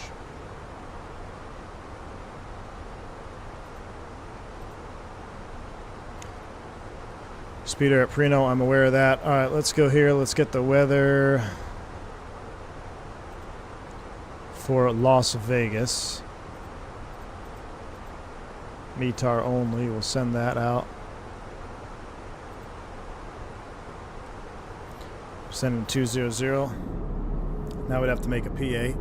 Well, actually, we'd call the flight attendants first. Give the flight attendants a briefing. Hey, it's Captain. We've got a hydraulic issue. We're going to be diverting to Las Vegas. We are going to be landing in Las Vegas in probably about 20 minutes. We're going to deal with some possible flap issues as well on approach. So our approach speed is going to look much faster. It may be uncomfortable, but just be aware of that. I do not anticipate using the brace command. We will be stopping on the runway, however, and you will see emergency vehicle services approach the aircraft. I don't have any other special assignments for you at this time other than prepare the cabin for the arrival. So they're going to do their thing, and I'd say, hey, I'm going to make a PA. Ladies and gentlemen from the flight deck, Captain speaking. Unfortunately, due to some technical issues here on the aircraft, we're going to be diverting out of an abundance of caution and getting us, we're going to be headed to Las Vegas right now. Apologize for this inconvenience. Once we get on the ground in Las Vegas, you can see a United booking agent. I'm sure they'll be happy to book you on a flight to Denver from Vegas. But just as an abundance of caution, we're going to head over to Las Vegas at this time. Flight attendants will be coming through the cabin with some very important safety instructions for the approach. Do ask that you heed their attention or heed their instructions and don't be idiots. All right. There's 20,000 feet. We're getting ready to level. We're 300 knots. Remember, we're 320 or 320 max. So I'm going to select the speed here. I'm just going to select 300. Speed Alt Star keeps us below.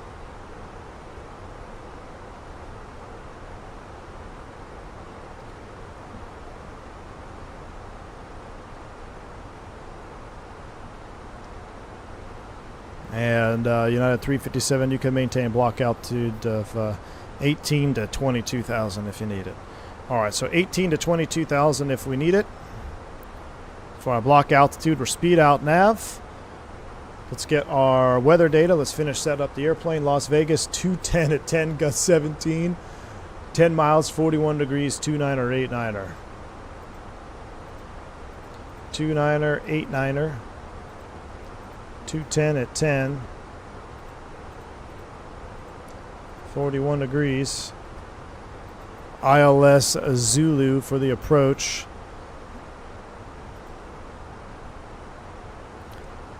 How do I change airports?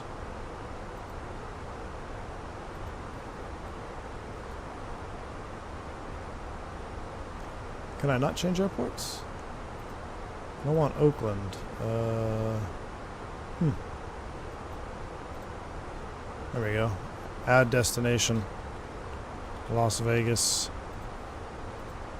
Approach charts only. No! Uh-oh. Oh, that's just that null zone thing. I don't know why it's doing that. I mean, I know why it's doing that, but... I'll just look at my real-world charts. We already are familiar with the ILS 26 left. It doesn't work. Minimum is going to be 2269. That's going in the barrel right there. 2269. Remember, we're block altitude. Maintain 200. Look at our hydraulics. Blue is holding strong. We're going to fly it in just like this. Preno is going to be at 8,000 feet.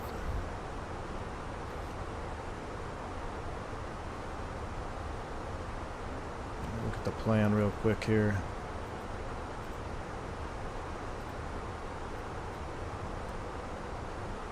I'm going to fly by Preno. Okay, that's fine. Good. LS push button's on, even though we know we're not going to use it. We'll be visual. So there's going to be more that comes into effect here. We're going to have to set up for an manual gear extension. And I'm trying to get these flaps out slow.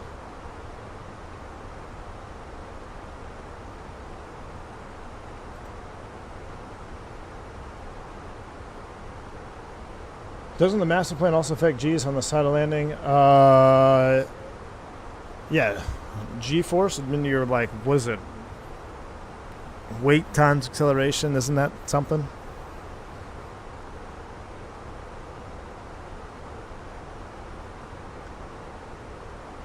Yeah, Zippy, you've had the manual gear extension procedure before, haven't you?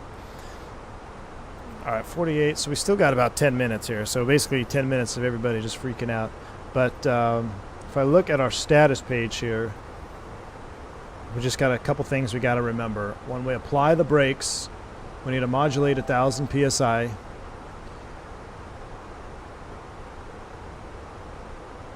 Dual hydraulic low pressure. Blue electric pump is in auto. It is in auto. Wait, what?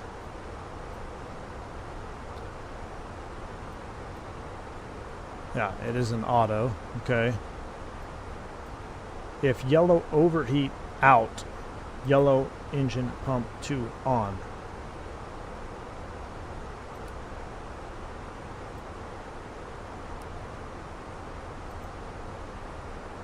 So we could turn that on maybe to keep us from reverting. Is that what it's trying to do there? If hydraulic is not recovered for landing, use flap 3. When configured 3 and V app. Landing gear. So basically saying we could recover the yellow hydraulic to prevent us from going into direct law. I think, right? That's what that's going after. But yeah, I don't think it will recover, though, the nature of our fault, of our failure. That's me. I reset all those. That's me resetting that. You wouldn't do that in the real airplane. Just checking the fault there. Alright. Alright. Man, she sure rolls quick for not having a roll spoiler.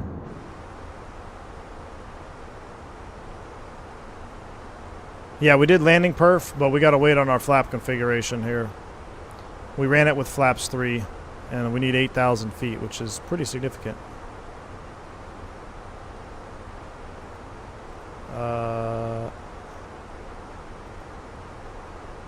Why do I have no pitch control?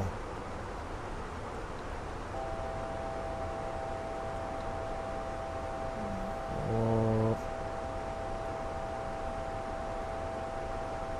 Whoa, why is our speed 400? Whoa, whoa, whoa, what's happening here?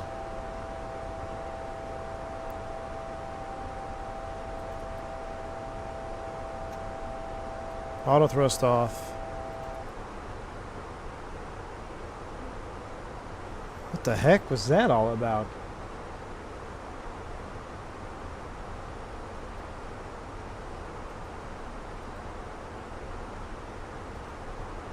No, we're not going to the swimming pool yet.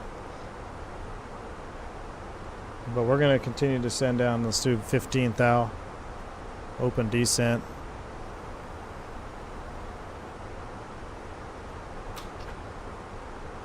Thrust throttle. Auto thrust back on now. No, we don't have the rat out because the rat is for blue. We have blue. So the only hydraulic that we have right now is our blue hydraulic, which is running off the electric pump. And you can see that here illustrated. Blue PSI strictly from our yellow, I'm sorry, from our blue electric pump. If the electric pump were to fail, then the rat would come out. We're in the middle of the diversion right now, Sutko. We're headed down to our diversion airport of Las Vegas.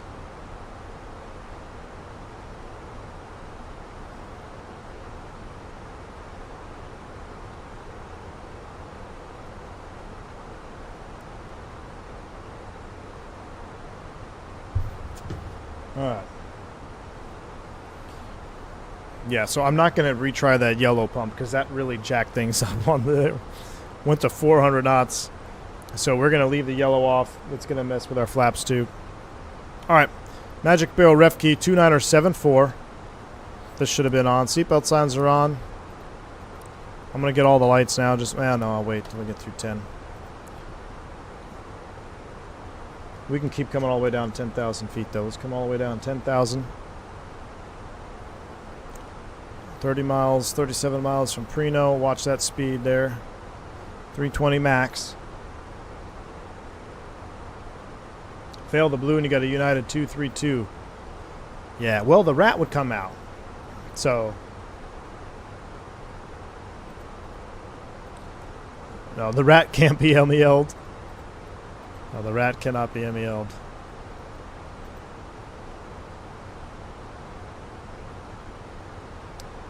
Is that drop mast button functional or is that a 7.3?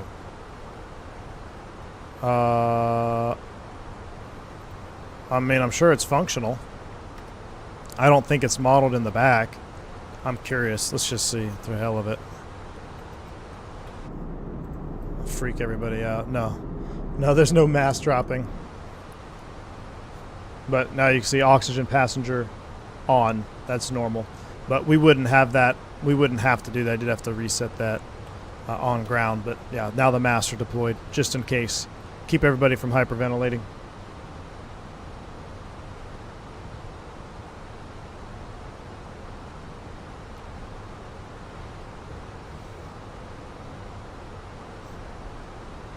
All right, I know Preno's at 210, but we're going to make this at 180. I'm going to come all the way back to 180 because I want to give myself plenty of time on this final approach here. So I'm going to plan to be at Preno about 180 knots. And we'll start configuring way early. That way we have a whole approach path to get accustomed to how the airplane's going to fly.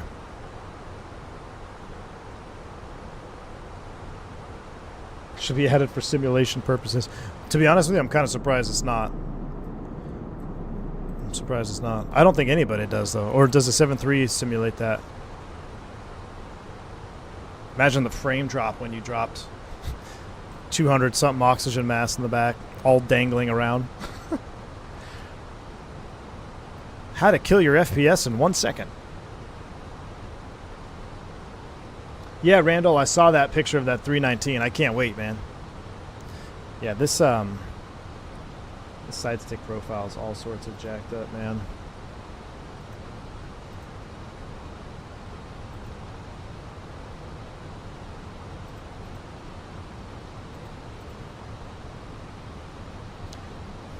And that seems very quick.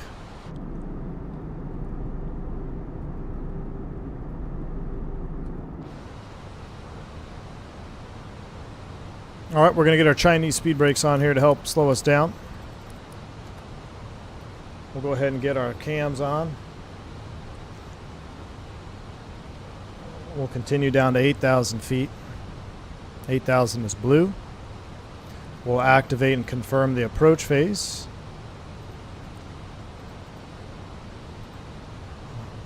Config 3, if we get it. VApp. Status says, for landing, use flap 3, when configuring VApp. Okay, VFE -5 per R to help us slow down. So we're going to dive and drive it down here to 8,000.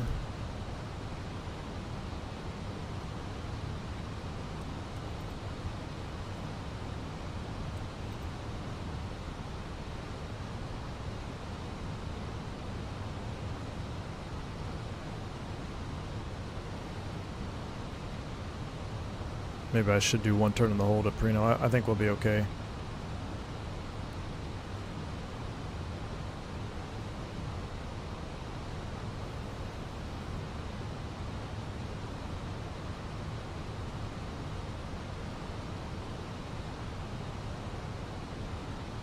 There's 10.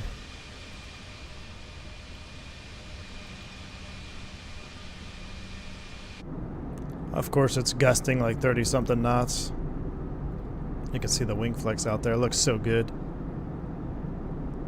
Love that Fenix wing flex. Can't wait till we see sharklets out there.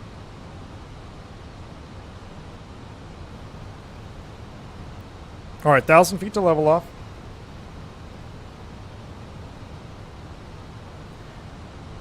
All right, slat slow. Flaps will be jammed. For landing, use flap 3. Jip with flap mode off. It is. For flap extension, speed select VFE -5. When in config 3, decelerate to calculated VAP of 143 knots. So we're going to leave it at idle thrust. We're going to start slowing down. Here at 8,000 for Preno. Steve, no, this is one of those failures where you can be an alternate law with auto thrust. Your protections are lost, though, so you have to be careful. But we are in alternate law with the auto thrust, so this is one of those failures where auto thrust is active. Let's see for simulation purposes. Oh, look at that. When I go spoiler, one spoiler. Look at that. That's just how it would be in real life. You get one spoiler. Oh, well, now I'm climbing. Don't want to do that. All right, I'm going to reset the altitude. Let's do 4,800.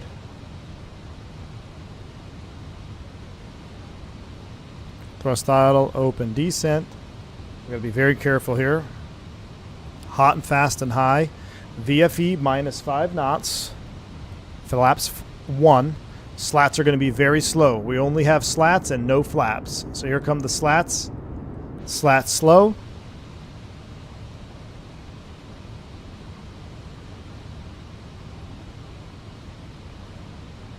We may do a 360 up here. We'll see. We'll see if I can get her configured in time. Very careful on maneuvering.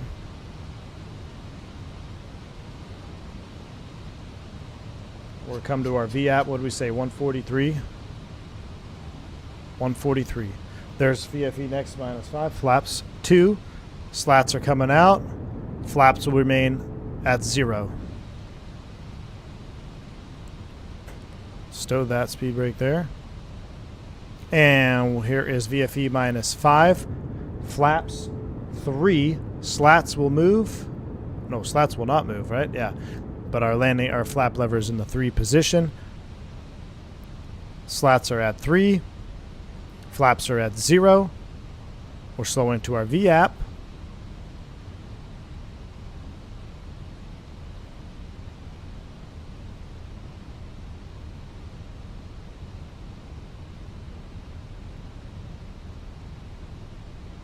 VFE -5. Shoot.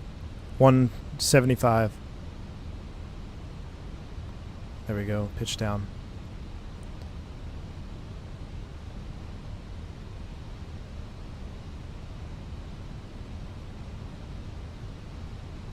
Okay, when at our VAP speed, which we are, right, because we're flap -5. Now we're going to lower the landing gear. So for landing gear extension, this is where our pitch trim is going to lock. So we are stabilized at our approach speed, so I will lower the landing gear lever. We don't have any gear extension, so now we need to manually deploy. Oh boy. Well, this can get interesting, chat. There it is. 1. Lower that nose. We're getting a little slow. 2. 3. You can hear the uplocks release. The gear is going to free fall. And look at that, just like the thumbnail. We got the gear doors hanging down. Our gear is down. We have 3 green. Flight control direct law. Now remember, this is pitchy. Look how pitchy it is, just like the real airplane. All right, flight control direct law, protections lost. Clear flight control, clear flight control. Status. All right, dual hydraulic, yellow cannot be recovered. So we've already established that. We know this glide slope is way off, so we're gonna have to fly in high. Ignore the use of man pitch trim. Clear master caution. Landing gear doors not closed. That's, we know that. 250, fuel consumption, and FMS prediction unreliable. Clear landing gear, clear landing gear. Status, approach speed, VREF plus 25. 138 plus 20 is 148. Where's my auto thrust? Why are we not juicing up there, auto thrust? Should be getting some power there. There we go. Come on, baby.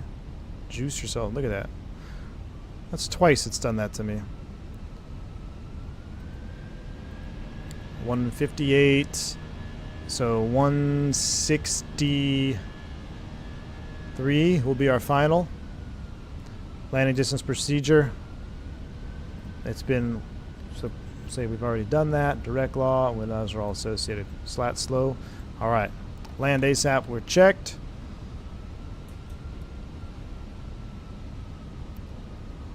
All right, spoilers are armed. Runway's at 12 o'clock. We're at our VREF speed.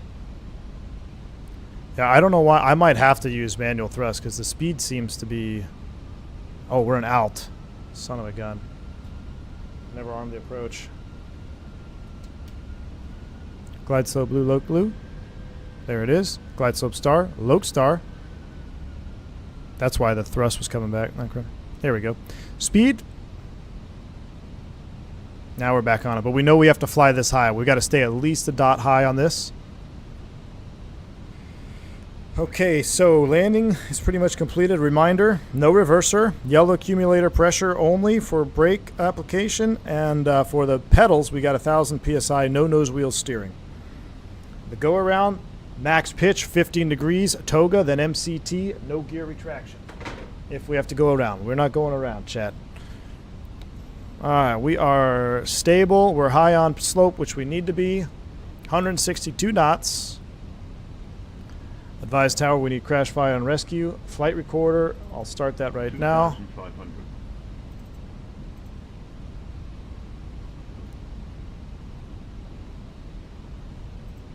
Flight recorder is on, and we are recording.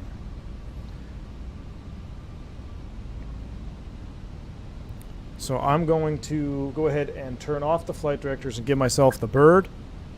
Bird's in chat. We're just going to fly visually. We're going to stay about a dot high on this approach. Now we are going to be cooking, chat. So we're doing 162 knots. Our ground speed is a 166. It's 42C outside, and we're flap 0, slat 3 with no reverse. So this is a no floaties if there ever was one. We got to put this puppy down on the pavement early and firm.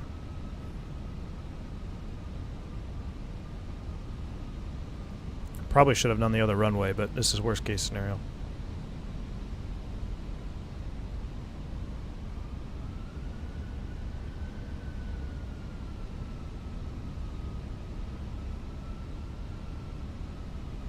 At 500 feet, we will use the brace command. I know I said we weren't going to do the brace command, but we are going to do the brace command on this. All right, we're at 1,000 feet. We're stable. We are cleared to land. There's our dot high, looking good.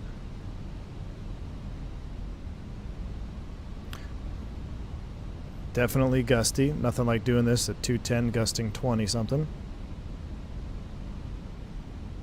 See how, and that descent rate is very rapid. So quick things move. Oh my gosh. 100 above. Landing. glide slope's going to go below here. That's fine. Minimum. Drive it down. Drive it down. All we're doing is arresting the descent so we don't collapse the gear. That's our only plan. 100. 50. 40. 30.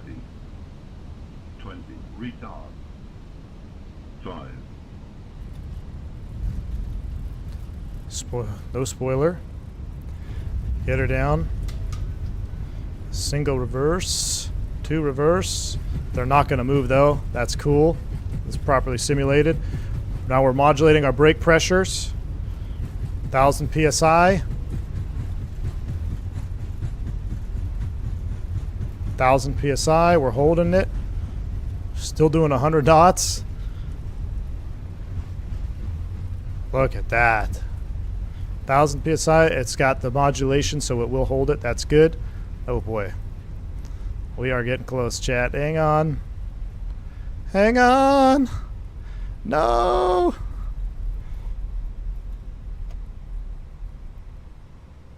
Golly. All right, I'm going to take these out of reverse of just simulating, see if that was actually modeled. It is, obviously. It's Fenix. Remain seated, remain seated, remain seated. Okay, aircraft's on the ground. We got a lot of things that are going to happen. We just smoked that entire runway. Our brake pressure is holding. But let's go ahead and I would probably shut down in preparation for either a brake fire or something else. But we did our full evac yesterday. I'm going to stop the recording. I wish we had slides on that. But there we are. Look at that. So really cool to see. Reversers did not deploy, as they're not supposed to. We don't have green and yellow. 1 spoiler in each wing. We are flaps 0, slats 3, and all we have are wheel brakes. So I want to see if they get any hotter here. It's 41C outside. I mean, they should be... Yeah, I wish they could increase the rate at which they heat up. But I guess they're not going to. All right, so remain seated, remain seated, remain seated, and we'd probably shut down, and we would have to be towed in. Probably, though, in real life, if you did this with this temp, you'd have a high likelihood of a wheel brake fire. They'd probably come spray the wheels down, and then they'd either tow us in here, but since we don't have an APU, it's going to be too hot to be in the cabin. So we'll probably secure the aircraft, do a normal shutdown, bring up the air stairs, and just have passengers deplane and bus them to the terminal, and then the aircraft would go under tow to the gate. That would be the most realistic situation there that I can think of. Yeah, see, we're still... I mean, they're coming up, but they just take a long time. So let's see what that looked like. So everything is set up. I'm going to go ahead and turn the park brake off. Look how close we came, chat. That is why that is a no floaty landing. That is a no floaty landing. Now you do have the EMAS, but... Well, no, there's no EMAS off this runway, is there? Yeah. Probably should have taken the longer runway. But, all right, let's take a look at that. How do we get to Denver? Let me stow everything here. Let's go to replay cam. All right, flaps are 3, gear is down. There you go. Look at that, and the wind. Nice little crab angle there. All right, we are alive yet again. Getting tired of doing ECAM actions. Collapsing pavement. It'd be cool if you had a real EMAS. Look at the airplane though. Look at the crab. I mean, what are the winds doing in Vegas right now in real life? Let me pull up a real life METAR.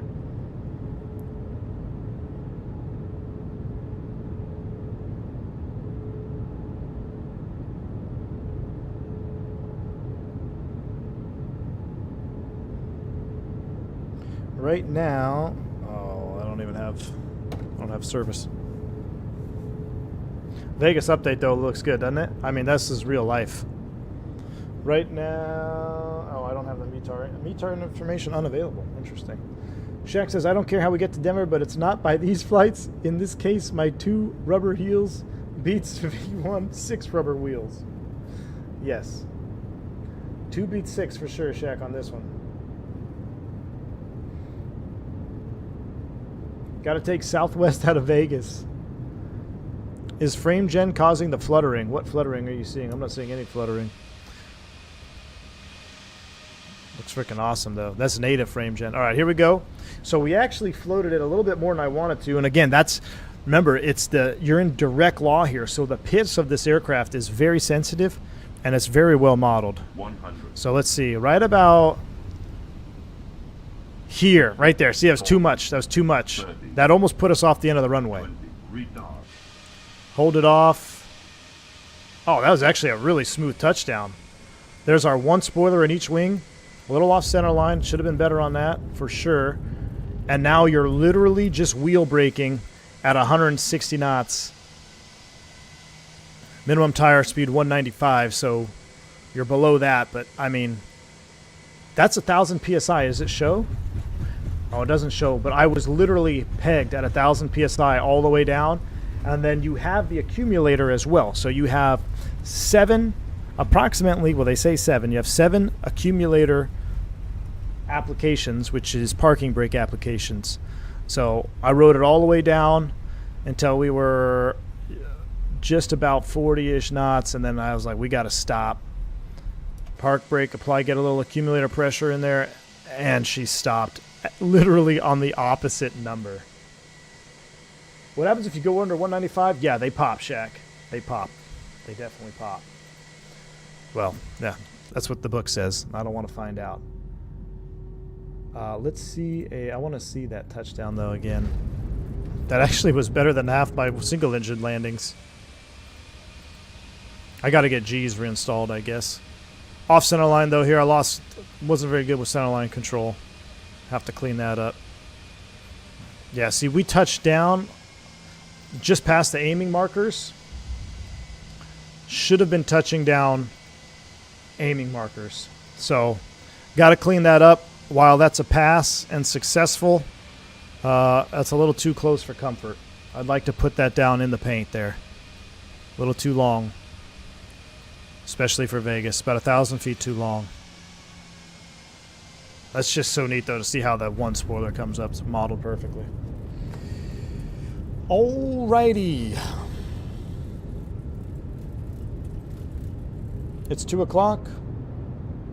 1,000 was displayed during landing, but not during replay. Yeah, Harry, it definitely was working properly in the actual landing, not on the replay, which is fine by me. But yeah, let me go here. I still don't have my. Whoa!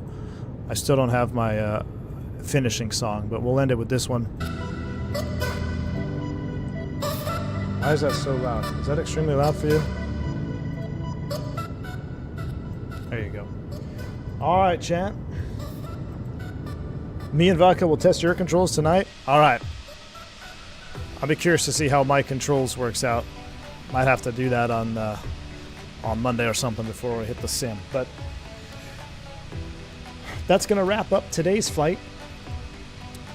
I know it's a little bit different vibe as of late, but I hope you guys are enjoying it. Mix it up a little bit. There's your dual hydraulic failure, green and yellow, with the diversion to Las Vegas, 42C. No reversers, no spoilers, no flaps. But we're down, safe. You can go to the bar. Callie Simmer can go to the slots. And that's that. This was fun. Now time to start my long walk to Denver. Let's see. It's going to be a long walk, Shaq. All right, y'all. I'm going to head out of here. I'll see y'all probably tomorrow. I'm not quite sure what we're going to do tomorrow. I got to look at my potential event sets. Might do a couple of spot training things tomorrow. And then Sunday, I go to work. I do a quick turn. But in the afternoon, I think Sunday evening maybe, we'll do our last, like, A to B, buy the book, get everything done, maximize the juice on the sim. and then we should be prepped up. We'll also go over the questions. I have a whole question file I need to review. It's like 30 pages, so it'll be a longer flight. I'm thinking probably Miami to Bogota. We'll do a full flight Miami to Bogota, minimum ECAM stuff, but we'll have to reset some systems. I'll have that set up. And then in cruise, we'll study systems per the question file. So that's kind of the plan. Hope you guys have a wonderful weekend. Until the next time, stay safe, stay healthy. I'm V1. See ya.